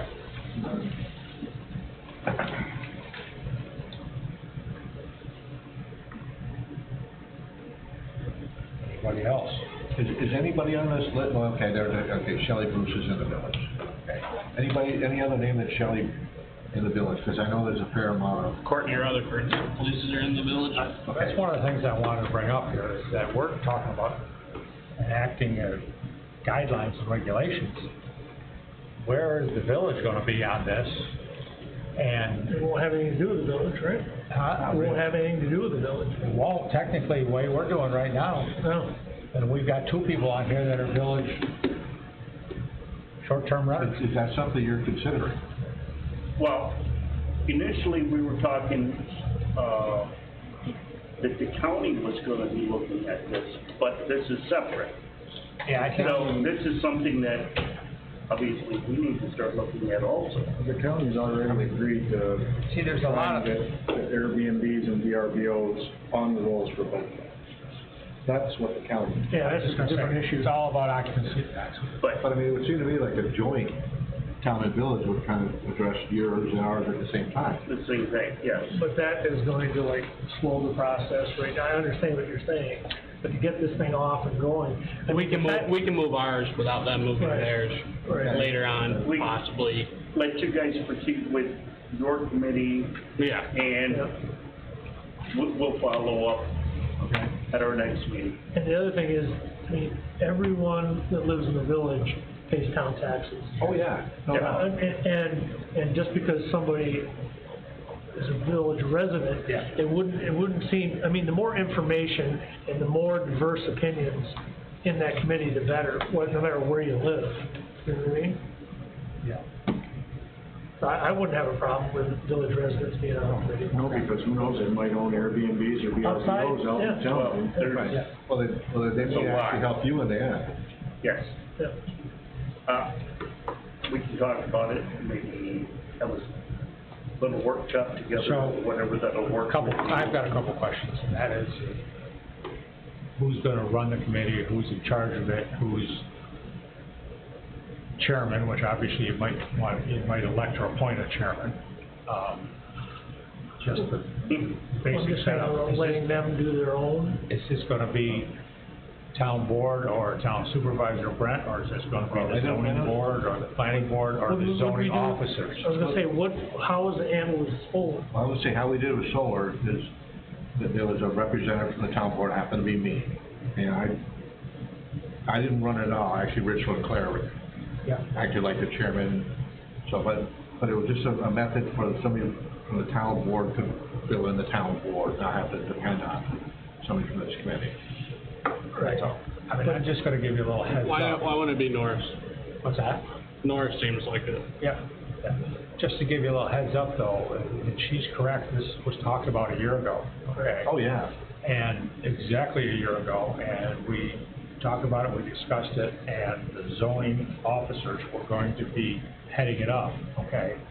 I passed the information on to the zoning officers. I also got copies of 3 local laws from villages that had enacted short-term rentals, Lake Placid, Crested Butte, and somebody else.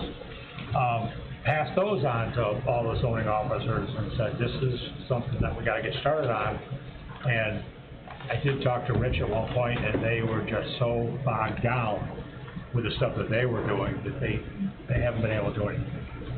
Well, I think the committee may take care of that. This committee will take care of that issue. For our deal, I think we need to appoint someone as a chair or whatever, liaison, I guess, however they act, and my suggestion would go back to Norris. Seems to make the most sense, so. I agree with that. Yeah. So, we need to add another name on here, add Norris. Plus, we're gonna add, you got Alan Presley on there, right? Yeah, Alan's on there, right? It's actually, it's 10/11 with, we've got 2, Gerald and Mary. Yeah. It's 10, and then 11 would be Norris. So I would make a motion to appoint short-term rental committee consisting of Greg Wills, Stacy Durant, Courtney Rutherford, Gerald McGreevy, Mary McGreevy, Stacy Geneve, David Schaefer, Shelley Bruce, Sky Van Ingram, Alan Presley, and Norris Hanschman. And with the one name on there that has the husband and wife, we appoint both of them, there's 2 people. He's gonna need to Yeah, yeah. So that'd be 11 altogether. Did Trevor Garlock ask to be on it? I spoke to Trevor directly, and he doesn't have time. He felt like Courtney Rutherford. Okay. Okay.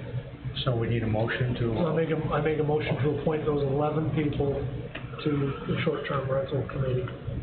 Okay. Second to that motion? Sure. Right, Sean, any discussion?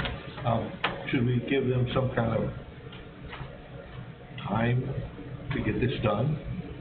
Well, one of the things I was gonna suggest is that we're gonna wanna immediately have a report at every one of our meetings, so we can see what progress is being made. I'm just saying, like this marine residential moratorium thing, it says a year, I'm not saying a year, I'm just saying there's a time on that, so we say there's some kind of time on this. One thing, if they report at our next meeting, which is the 17th of August, which means they've got to have a meeting between now and then. Okay.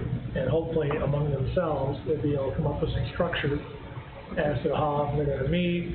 Okay, I'm just saying that there's something, we want to get this done, not in great haste to kind of spruce things up, but still not another year. Right. Okay. Did we vote on that? We're doing discussion, Well, any further discussion? I just amend that to include the same report, August 17th meeting. Okay. All those in favor, signify by saying aye. Aye. I'm sorry, go ahead. I apologize, I didn't know if I would be able to ask a question. The members of the committee that are currently noted, are they owners of Airbnb, short-term rentals, VRBOs? Both. Some of them are, there's a mix. Is it mixed? So do we know how it falls? In other words, we have 11 people, are 6 of them? It's half and half right now, I think, pretty roughly. Well, the thing is that if we have a lot of people who are invested in short-term rentals, that might make a whole different flavor of how the determinations are being made. That's why we sought the balance, I think. Which is why we want to have a balance. I mean, really, the way I look at it is that the committee's gonna, I see 2 sets of recommendations coming in. There's gonna be the VRBO, Airbnb, and there'll be the other side of the equation. And then final say is gonna be end up with the town board to come up with something. I mean, there's gonna be certain things I just don't see people agreeing on. Yeah. And hopefully there'll be some that everybody can agree on. But at some point in time, the final decisions are not going to be made by this committee. Okay, all right. It's more of a research and proposal. Recommendation. Right. Okay, all right, well, thank you. I appreciate I mean, I don't know. That's If the you've way I seen look at it. in the local news for the last year and a half, there's been a couple communities in the area that have tried to do this. And they actually made the news. And they worked on it for 9 months. I talked to some people in these communities. I talked to some officials, town officials. They worked on it for 9 months. Quite a document they put together. And they came forward and had a public meeting, and the public meeting turned into a riot. I would imagine. And the TV was there, and it was really something. So then they put their hands in the air and said, okay, we're going back to the drawing board. And they went back to the drawing board, and they were a year. And they stepped out again, and the same thing happened, so they quit. They're not gonna do it. And I've seen this happen in the village with the sign ordinance. And same deal, the committee did a lot of work, they worked hours and hours and hours. And the public, the people that are using it, or the people that are opposed or for it, it just turns into a real thing. But that's just to explain a little bit about what's going on, or how this can go. Not that we're gonna put our hands in the air, because we realize we need to do something here, you know? I think one of the things that we have been given information from the zone enforcement officers regarding the town of Alba and the village of Lake Placid, and I discussed with Mr. Silver today that if we can find something that in New York State that applies to our type of community tourist residential area, and if we can find something that is successful, use that as a template and then go from there, and then present our findings to you, as opposed to starting from right from scratch. Yeah, this is not a unique situation. It is not. And there are many templates out there that we could actually certainly look at, and hopefully they're successful. Yep. Okay, so are we all set? Yep. Okay. What's this fire department? Brent? Could we skip 22, I guess? Yeah. Go to 22. We'll go to number 22, so Steve can leave. Yeah, I talked with Judy Fulmer today about this, and I believe there's 17 golfers right now that need passes. Yeah, I just texted with Molly, and she said she came up with, if we split the total, it would be 700 on the village and 700 on the town, and it could be less. I was just gonna say, one of the things we ran into this before with this, is we kinda left it open-ended and we didn't have numbers. And that's why when I talked with Judy today, that we talked about the 17 kids. Tell me how you wanna do it. We're gonna split, it's gonna be $35 a person. 70. We're taking 10 kids, they're taking 10 kids. or Yes. something like that. So, See, we talked about it in our budget, but we never implemented it when we finalized our budget. Apparently the same thing happened a year ago. Yes. yes, it did. And they amended it, and they refunded some of the kids that... We want to encourage them to play golf. Oh, yeah, tennis. To play tennis, to play pickleball. And it was, we go together. But from the town perspective, we planned on... Yes, we have. Funding those 10. Yep. Yep. Yes, we have. Yep. So do you wanna say $700? That's what 10 is 70. I just, budgeted amount, I don't know where we're at, but Yeah, whatever the budget amount was, it's already. I think we both. I don't think we both even need cleaned to on do anything. 1,000. It was already part of our existing But budget. it's less. What's that? I said, I think we both cleaned on 1,000. But like Sean's saying, with That was a probably year a ago. line item that has enough. Specific amount, I don't know what the it. numbers were higher. Do you? But A year ago. He's talking about a year ago, $1,000. Yeah, but in the current town budget, there's probably a number. Which means we don't have to move we don't have to make a motion for anything. No. It's already been approved. That's what I would think. It's already in the budget, Right. it shouldn't be an issue, right? I'm not, let me They send us a say, bill, we take care of it. I'm not sure it's in the town budget. Is anybody here sure it's in the town I budget? don't. No. Okay. Not sure, I just want to clarify that. Okay. Well, if, like Steve says, it's not to exceed $700. Right. Say that, not to exceed $700. I'm fine with that. Let's put it this way, I'm fine with it. Yeah. Right. How about that? And we've got money in our recreation Yeah. line item, so. Right. Covered. So we don't have to do a motion, we don't have to do anything? No. Okay. Thank you. That was 22. Plus it's fire department.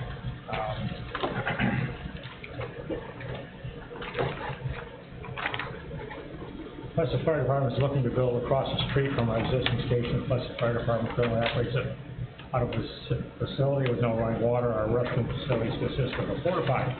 Given the size of the property our existing facility is on, after consulting with engineers, has determined that we could not add septic to potable water. To have potable water, we need to build across the street. We would continue to maintain our existing station as a truck barn where we would store our truck, turn off gear, et cetera. Essentially, everything that is used on the fire scene, which means anything that is contaminated by the many hazardous chemicals that firefighters are exposed to, a fire traffic accident site. The new facility would contain a meeting space, offices, and bathrooms. That area would be a clean area where no turn-off gear, tools, et cetera, would be allowed. The building would also have a completely separate area with owner entrance, no access to the main area that would contain a shower, sinks, hookups for washer and dryer. This would be considered our decontamination area. We have been provided with a quote of $375,000 to construct this facility. We're currently working on an application to USDA for community facility grant loan. At the same time, it was suggested that we contact the town of Alexandria about ARPA funds that have not been earmarked. What would be the next steps in seeing what funding might be available? Plus, the department may be seen as small, but we have 16 members that are mostly Canadian, including 3 female and 2 junior members. Unlike the trend throughout New York State, we have 8 members in their early 20s or younger. The lack of a truly safe meeting space where the members can come and spend time and also decontaminate after call is a hindrance to future growth. I appreciate your time. I look forward to hearing back from you. Fire Commissioner Bussler. I guess the first question I'm going to ask is the ARPA money able to be used in a case like this? We probably don't know that, but that's not good. Anybody have any thoughts on this? Not really, other than to say, it's such a special district that has its own taxing authority. Yes. I don't know about that. That's a tough one. It brings up a better question though, and that's the ARPA money that we do have. We just got it. Right. We just got the second. We got the second payment, right? Because it'd be a good idea to earmark Something. all of it, so you got an answer. Yeah.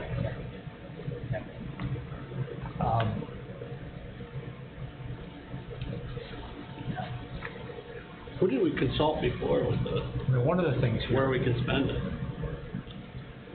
It's pretty, Moving target is what I understand. yeah, my understanding is it's pretty open. I mean, the county would probably have a real good idea. mean, I like- think they did issue some guidance, and it's pretty wide. And the other thing is, obviously, if we think about giving this to one fire district, we've got to look at other fire districts that'll be standing behind it. Right. Or Might just want to write the same. And they note. wouldn't be wrong. No, I think you're right. Saying what? Mike said they wouldn't be wrong to. No. Yes, no, of course not. I wonder if they, I mean, Well, this is kinda early, right? I don't think we're gonna make a decision on that. I think we need to know what we got available. We can meet and discuss time. And see what they actually need. Right now, they need $375,000.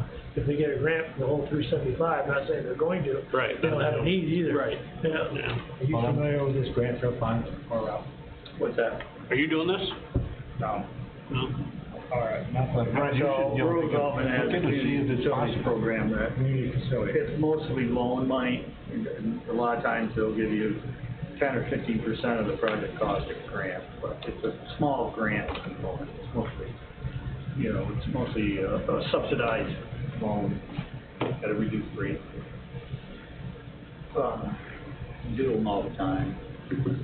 For larger projects, this is a pretty small project, Yeah. in my opinion, to run through rural development, because the administrative costs are not much.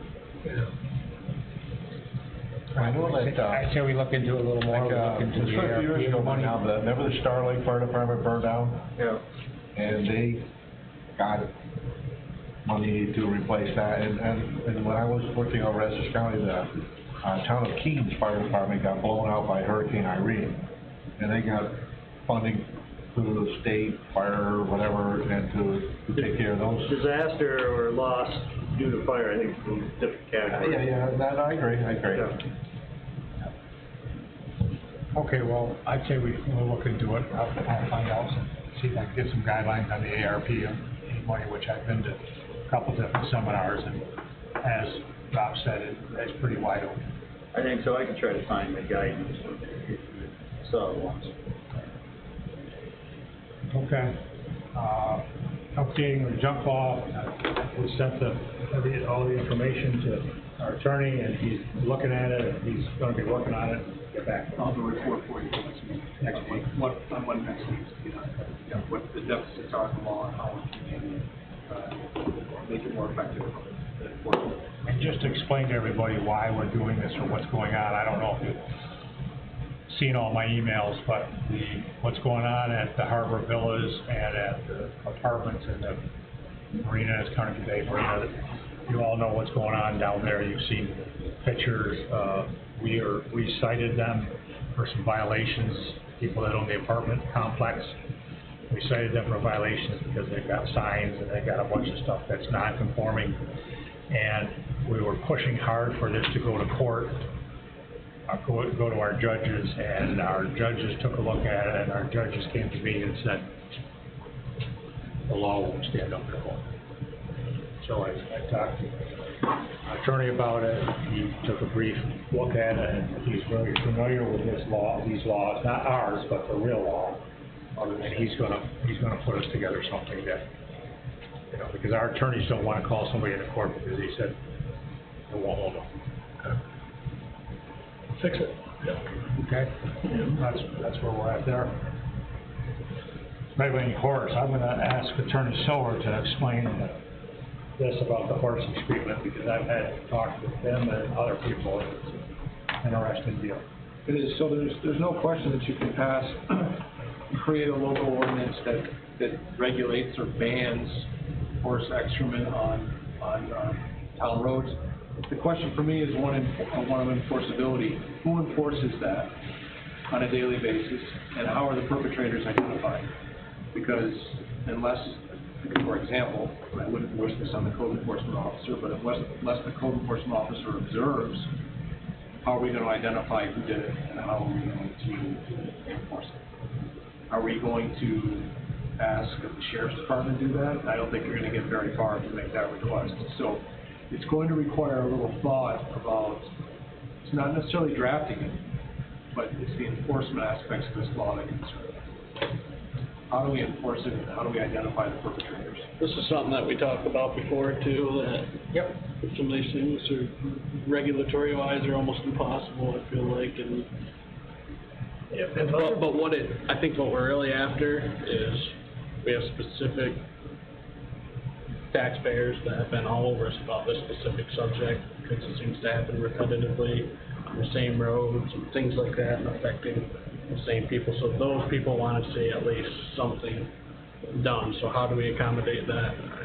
We talked about a bag law or something else. Right, I was gonna say, that's the solution, right? as much as, I mean, Yeah. it helps. let's Yeah. say. Yeah. And I'm just wondering, in other places where, because I'm not an expert when it comes to the Amish, but I know they have their bishops or whatever, and they seem to be kind of their government, so Yes. to speak. Yeah, I think that's. And whether you can sit down with a couple of, I don't know how many there are or whatever, I don't know. to start, at least I start know. a dialogue, you That's what I know? want to say, because it's not like we have a lot of people here just riding horses now. They're all coming from We know where it's coming English from. farms, they're all Yeah, these English that's farms, so it would seem to me that let's cut to the chase and talk to them. And there'd probably be some people who'd be willing to do a fundraising event to buy the bags and say, here, you know, here's. If we institute a bag law, we still got an enforcement issue. Yeah, same So, thing. because we go down the road, and they don't have bags. Somebody's gonna call it, I don't know who else to pick on other than our code enforcement officer. I'm sure he's gonna be thrilled because it's one of his new responsibilities. Yeah. But somebody's gotta chase him down and ticket the offender. Not the health, not the health officer. I missed the meeting and they appointed me the health officer. Speak up right now. That's a very rotten trick.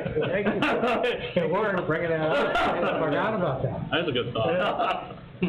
But if we started talking to, you know, because if we could do something where we could talk to the bishop, or bishops, whatever, and talk about, you know, providing Yeah. bags or something.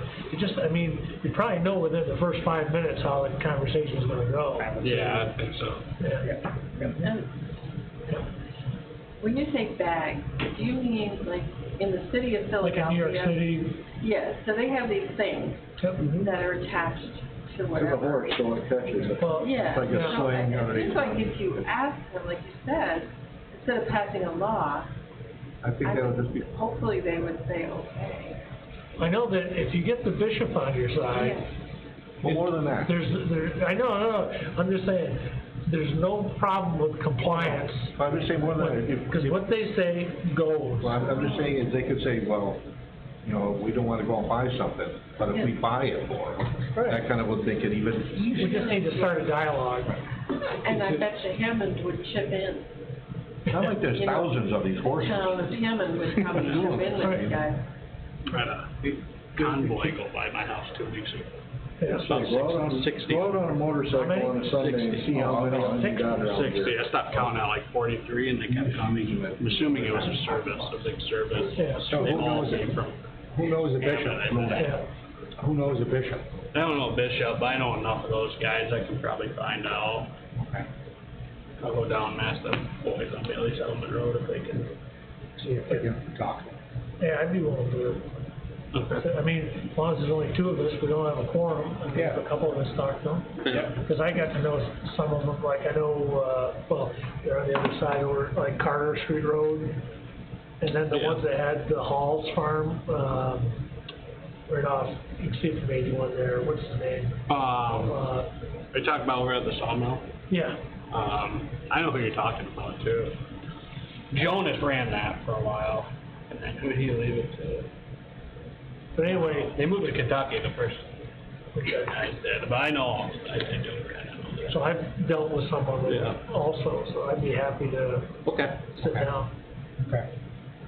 And we'll report to the next meeting. Joseph is the one I think that's running it now. The sawmill? Hmm? You talking about the sawmill? In Omar? Yeah. Jonas isn't there anymore? Joseph, I thought his name was Joseph. It's Jonas, I Is it think Jonas? he's still there, yeah. Okay. Pretty sure he is. Okay. So you're gonna get a hold of me? Yeah, I'll get hold of you, I'll go down and see him. Okay, the next item is the court clerk training. You see in front of you that they've got a training session coming up. They're looking for approval for the expenditures. So this is interesting to me. Because she's leaving, isn't she? That's one of my questions. August 19th. We're gonna pay for somebody. We're gonna pay for someone who's leaving? No, I'm not saying we are, no. Okay. It just doesn't. No, doesn't make sense. I mean, is there a timeline that they're on to, I mean, you can see that. it needs to be paid by the By 12th, August she's 12th. gonna move, she's gonna be Yeah. gone the next week. Yeah.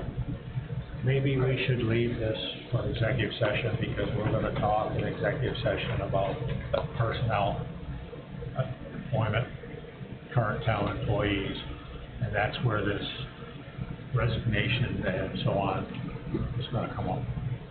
Well, when we come out of executive session, we're gonna come back into open, regular meeting. Yeah. Because we can't make any decisions in there. But I don't have a problem waiting until after we come out. I don't either.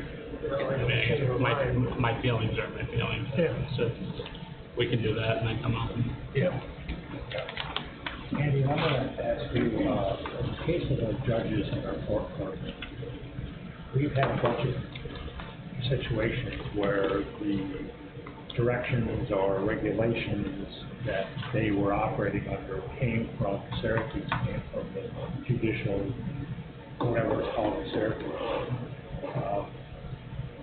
If we have to replace, if we're gonna replace a court clerk, is that something that would go through the town board, or is that something that would go through the judicial, through the judges, or does it have to go through both? Because we've already been involved in a deal where it takes the consent and something else to do something. To hire or fire. You need the consent of. What's the word? Consent and approval. Suggestion or whatever. themselves. And I asked the justices that question a couple of days ago, and they were gonna look into it. So you want me to look I at just that? wanted There is to- a statute that speaks specifically to that situation. We'll look at it. Yeah. Okay, we'll move on to the next one, Highway Superintendent report.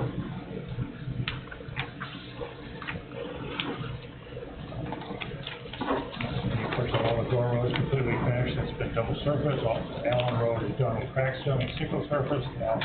Also, Honeyman Road is done with double surface trim. Chester County is going to be paving and well down. I think it's successful to have them paved from Mud Creek Bridge to the end of Westminster Park Road.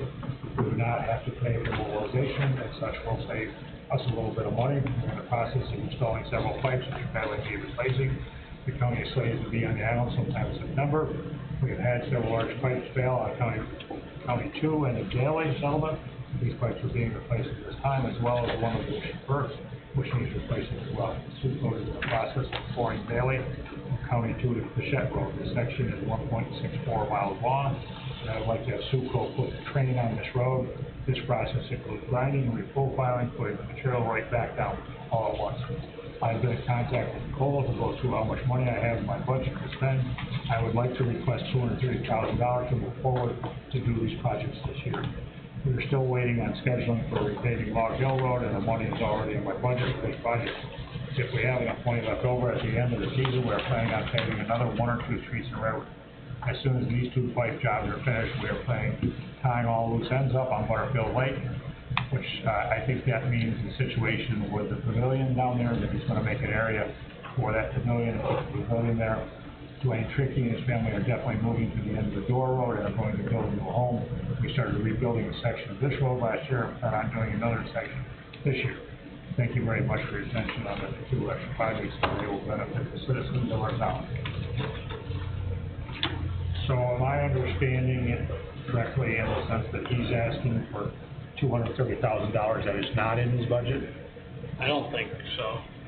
That's kind of how I'm interpreting it. It is? I think so. But he says. I've been in contact with Nicole. Ed doesn't know that, but, I don't think he'd request $230,000 if he had that in his budget already. But I can clarify that. We are still waiting on scheduling, and the money is already in my budget. So just the Log Hill Road is in his budget. That's in his budget, right? I think from my discussions with him, he was looking for more money. For an additional. It's not in his budget. Yeah, I think that's about 230. I wouldn't want to answer that question until I sat down with Nicole, went through reserves, went through different avenues and look and see where it's coming from. First of all, where he is with his money right now, where he's going to be with these projects that he's got on here, okay, and then what the difference is to take his next step to the 1.64 miles. We just mentioned about the ARPA money. To me, this is the kind of stuff. That's where I was gonna go with it too. I agree. So we wanna hold on this and you can talk to Nicole, or are we gonna adjourn this meeting tonight? No. We are gonna adjourn this meeting tonight. So we wanna deal with that at adjournment after you get the stuff from Nicole? And Mike also called me today to let me know that the brush hog that was up at the stables, the parts are coming in for the gearbox, and he'll have it back together and have it done and get it back up there as soon as he can. Where the parts gonna be in, you say? He thought hopefully he's hoping this week, if not the beginning of next week. I'm gonna stop and say, Yeah, and he called me to let me know because he forgot to put it in his report. Okay. Anybody have anything? So we're gonna talk about that at the adjourned meeting. I'll try to get the information from Nicole so we know exactly where we are with numbers. And I'm also gonna need to get the stuff from Mike so that I know these projects he's got on here, how much of that money they're gonna use. Yeah. You must have quotes of some variety where that 230 number came from. Yeah. Youth program report? Yeah, right in the middle of soccer season, I actually, started playing games, last week, 10U, 12, 13U now, I guess. And, numbers are actually up quite a bit. So we have 2 10U teams now, which is pretty cool. Big numbers, just under 20 on the lower group as well. And, we got new jerseys this year, Matt Chase, and Hunter Horton were sponsors on those new jerseys. They're pretty sharp, actually. They're pretty nice. And then the turf has obviously been a big hit, and it's kind of come into the program already. My daughter had practice last Thursday. Started raining, storming. Moved over to practice in 2 minutes. Right to the turf. So that's the kind of stuff that we're really focused on. Really happy about having that kind of flexibility. And obviously, as everyone's seen, the turf's gotten quite the marketing so far, so all good on that. Okay, one other thing, we talked a couple of, the last 2 meetings about doing a small addition or an addition on the backside of the rink building to be able to store the turf. Yep. Did we ever get any quotes on that? Well, no, and the reason why is Rob went down, he talked to Matt Chase, and I've talked to Brad, and the understanding right now is you think we're gonna need to put a firewall up. I think there's a code issue, so any addition, the building is of an existing square footage. It's an unsprinklered building, so any addition for storage for potentially public assembly space, which the ice rink is, would need a 2-hour fire separation, and you'd have to put the building at least 10 feet away in order to not have to have a 2-hour fire separation. And the bank drops off there. Right. I don't think you could do it. No. Well, I guess whether the next part of the question is, I mean, here we are, we're nearly in August, we're gonna be putting ice down, and Yeah, no. we need to think about where we're gonna put this turf. So we've discussed that. I think it was your suggestion to look into Get a couple of Verdi boxes, a couple of 20-footers. Okay, because we invested a amount of money here. So. And they want to be critter-proof, right? That's what Matt indicated. You can. I mean, that's been my big point from the whole get-go is like. And also the method in which it's stored on Matt was concerned about laying them like you would a roofing roll. If you leave them down too long, depending on how tightly they're rolled, they could become flattened, and then when you roll it out next spring, you get this. So I don't know much about the storage requirement, but. So I think when I was down there for the first night of their installation, I talked to Matt and only Matt. I don't think I talked to the installer really about it. I mean, the plan was, I consulted the guy on the spot and said, hey, would you be available come pickup time to see? Right. Because really, those are heavy. Those are about 1,300 pounds, I think, was the heaviest one. They all are 12 to 1,300 pounds. And he had a dingo, little Toro machine that works with forks, that works perfect for it. So we have to figure that out, I think, but he raises a good point. I think if you roll them too loosely, You're gonna get that. You're gonna get that. It can be rolling tight, and they maintain they're Yeah. about 3 feet max, right? They're about 3 feet, yeah. In diameter. You just gotta roll them really, really tight. Yeah. So, I think we need to talk to the installer. yeah. Well, we're gonna be making ice in 3 months. Yeah. And we need to look into some buildings. Yeah, the nice thing about the Verde box, the bottoms of them are designed for a forklift or a dingo or skid steer if you're gonna drive in, where buy an Amish shed, you're gonna drive in. And it's easier to keep critter proof. And the critter, they're seawater proof, Verde box. I've got a couple 20-footers, they're the best thing I ever bought, And they're, So they are, they are critter proof, according. yeah. Some people told me different. That's why. They're critter. As long as you get one that the gaskets are still good on, you got gaskets all the way around. I'm not saying you don't wanna put mothballs or something. Is that the buildings like you have, Ron? Yeah. The Connex boxes, yeah. Connex, yeah, that's a common term for it, like, yeah, we'll think about it. I've never had any get in mine in my house. I get my steel building, but not my Connex box. Right. Well, you can buy them fairly easily, trying to think of the. Wayne Reed. Okay. From the I don't know, what do they get sold this now? orange for young bucks, sold in mine. 25. This guy around. Any idea of cost? I know what I paid for mine, I don't wanna say what they are now. Mine was 2.5 years ago. What'd you say, Call them Gene? and get a price for it. I looked into them, 3-4 months ago, and For a 20-footer or 40-footer? That seems like, I think I paid $2,200. I was gonna say, that sounds more like a 40-footer. I'll call Wayne and get a price from him. I'll let you know tomorrow. Okay. You can help sell them if you decide you That's the other thing. build something, or keep them up at the stables or something else. Oh, they got good use. Yeah, you'll get rid of them.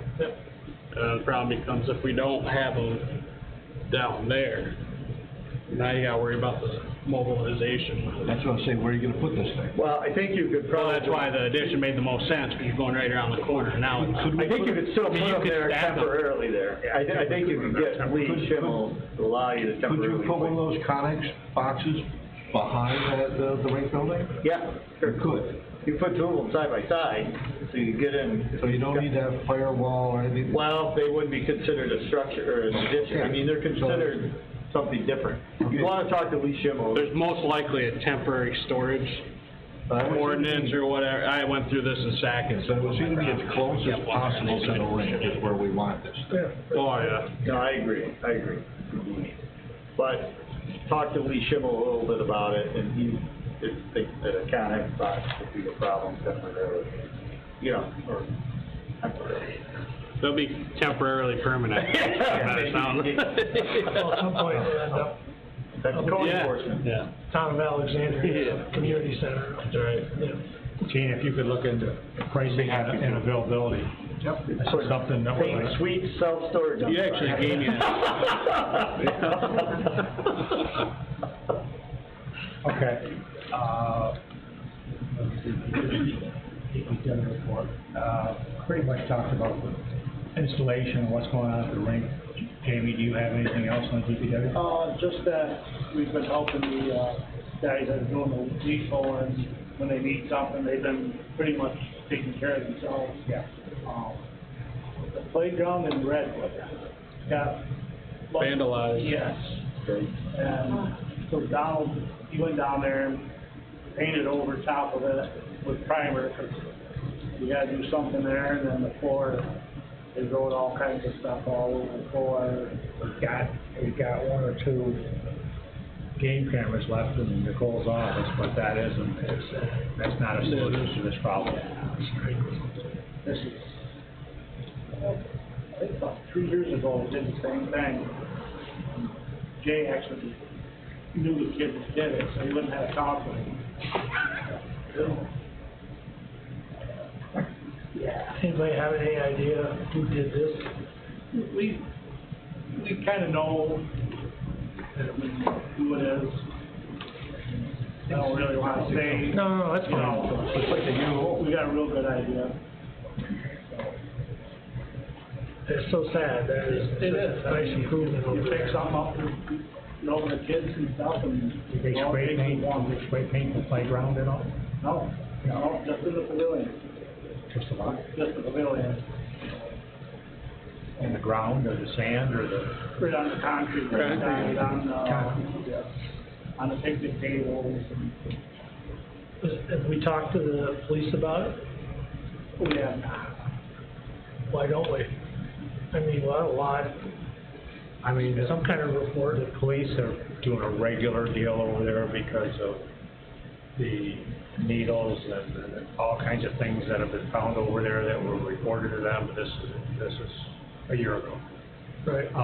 And the response was that they send cars there, they check it out. Now we should obviously tell them what just happened. We have a good idea of who it is. We're gonna put the word out. Send the Yeah. police. Send the police right Can't we there, tell the have a police that? conversation. Like, I'm just saying, have them write up a report is all. You know, and then tell them who you think it is. Okay. I mean, I'll do get it. it on the record, so to speak. That is sad. Yeah. Okay, anything else, Jim? Nope. Water report? So, in the water, so I've just been doing the daily and weekly monthly testing. We sent out the quarterly bills. We haven't really got any calls back complaining, so that's a good thing. And I've just been out flushing hydrants and getting ready for disinfection byproduct testing, which is positive. Another thing I thought, because I had a call on the fire hydrants again too, that we could also put down our dentist in that. Yeah, so what my plan is, I was hoping to get the tractor back, and, you know, that's a lot of weeds, and some of them hydrants are, you know, 75 foot off the road. Yeah. Okay. My plan when I drive it back up to the stations, I'm gonna try to hit all the hydrants I can. Yep. Okay. For Jay at sewer, working with Jay, they changed 4 pumps, regular duties in sewer and water. They received the 300-gallon back trailer that you all saw in the bills here, and regular duties of the DBW. So, I haven't had to use it yet, right, James? Not yet. That's good. But it's coming. But it's coming. and we had, gonna be nice. Donald. It's a nice unit. Good. Donald worked today with the weed harvesting group, and he was training with them, and he said it was a pretty simple process. He's going to continue, and I'm going to get Dennis over there too, get those 2 guys so they know what's going on with that, and we can take one laborer out of the picture and use one of our guys.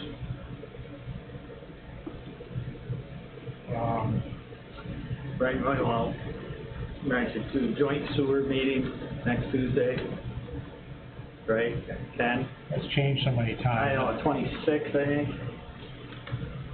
Kevin emailed, so.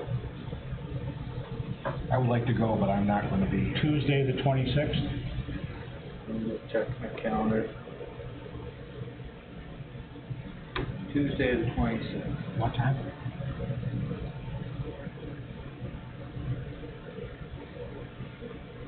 I'd like to go if possible. 10 a.m. Orleans. 10 a.m. Town of Orleans. And if somebody else wants to go, that's fine. Could I request Dale Ramo go for the town? Yeah, he's not board member, or 3 of us can go. Unless anybody else wants to go. And I'd like to go, but I'm not going to be here. What time's that at? 10 a.m. Is that over in Fargo? Yep. At their office. Yep. Where's that in regard to the school? Keep going down Sunrise Boulevard, on the right. Yeah, I can't miss it. Looks like a town hall. Not like this building. Imagine that. Yeah. 10 a.m. you said, right? Okay.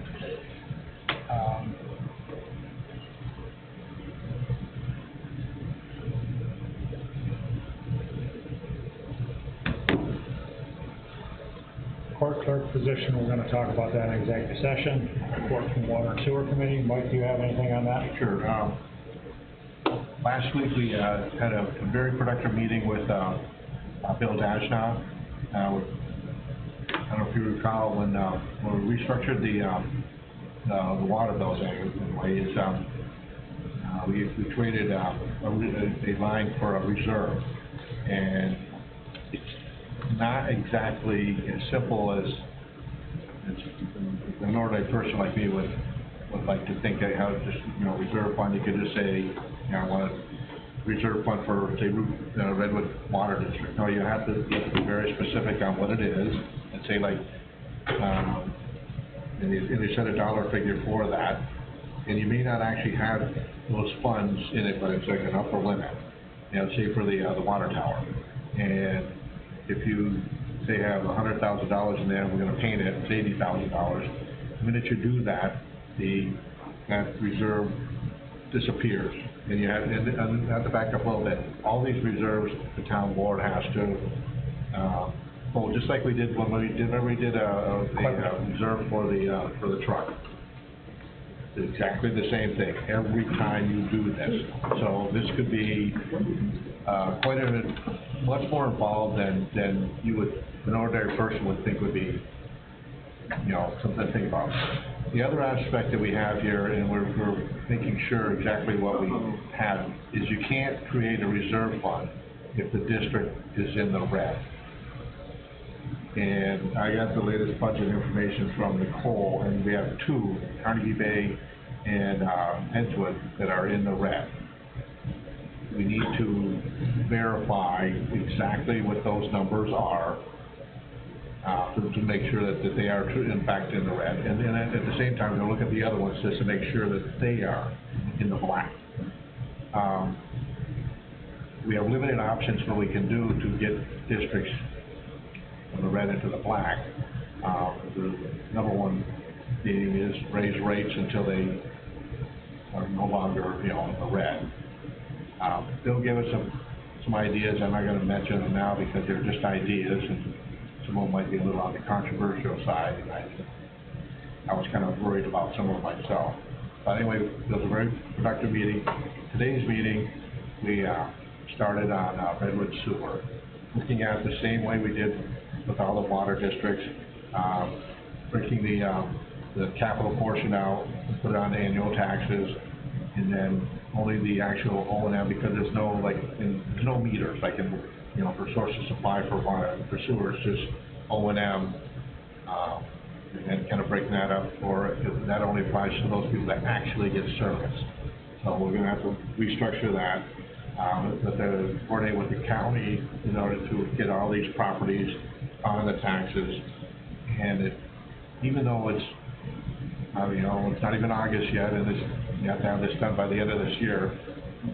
Excuse me, we're kind of fighting time to see to make sure that's going to happen. So it's really a close one. I don't know if we'll be able to do it. Excuse me, at the end of this year. And just so everybody knows, they're meeting once a week. I think you guys have met for 3, 4, 5 hours today, right? Yeah. And it's Mike, Jay, Jamie, Sandy, Dale Ramo, every one of these meetings. For over 2 years now. Yeah. Okay.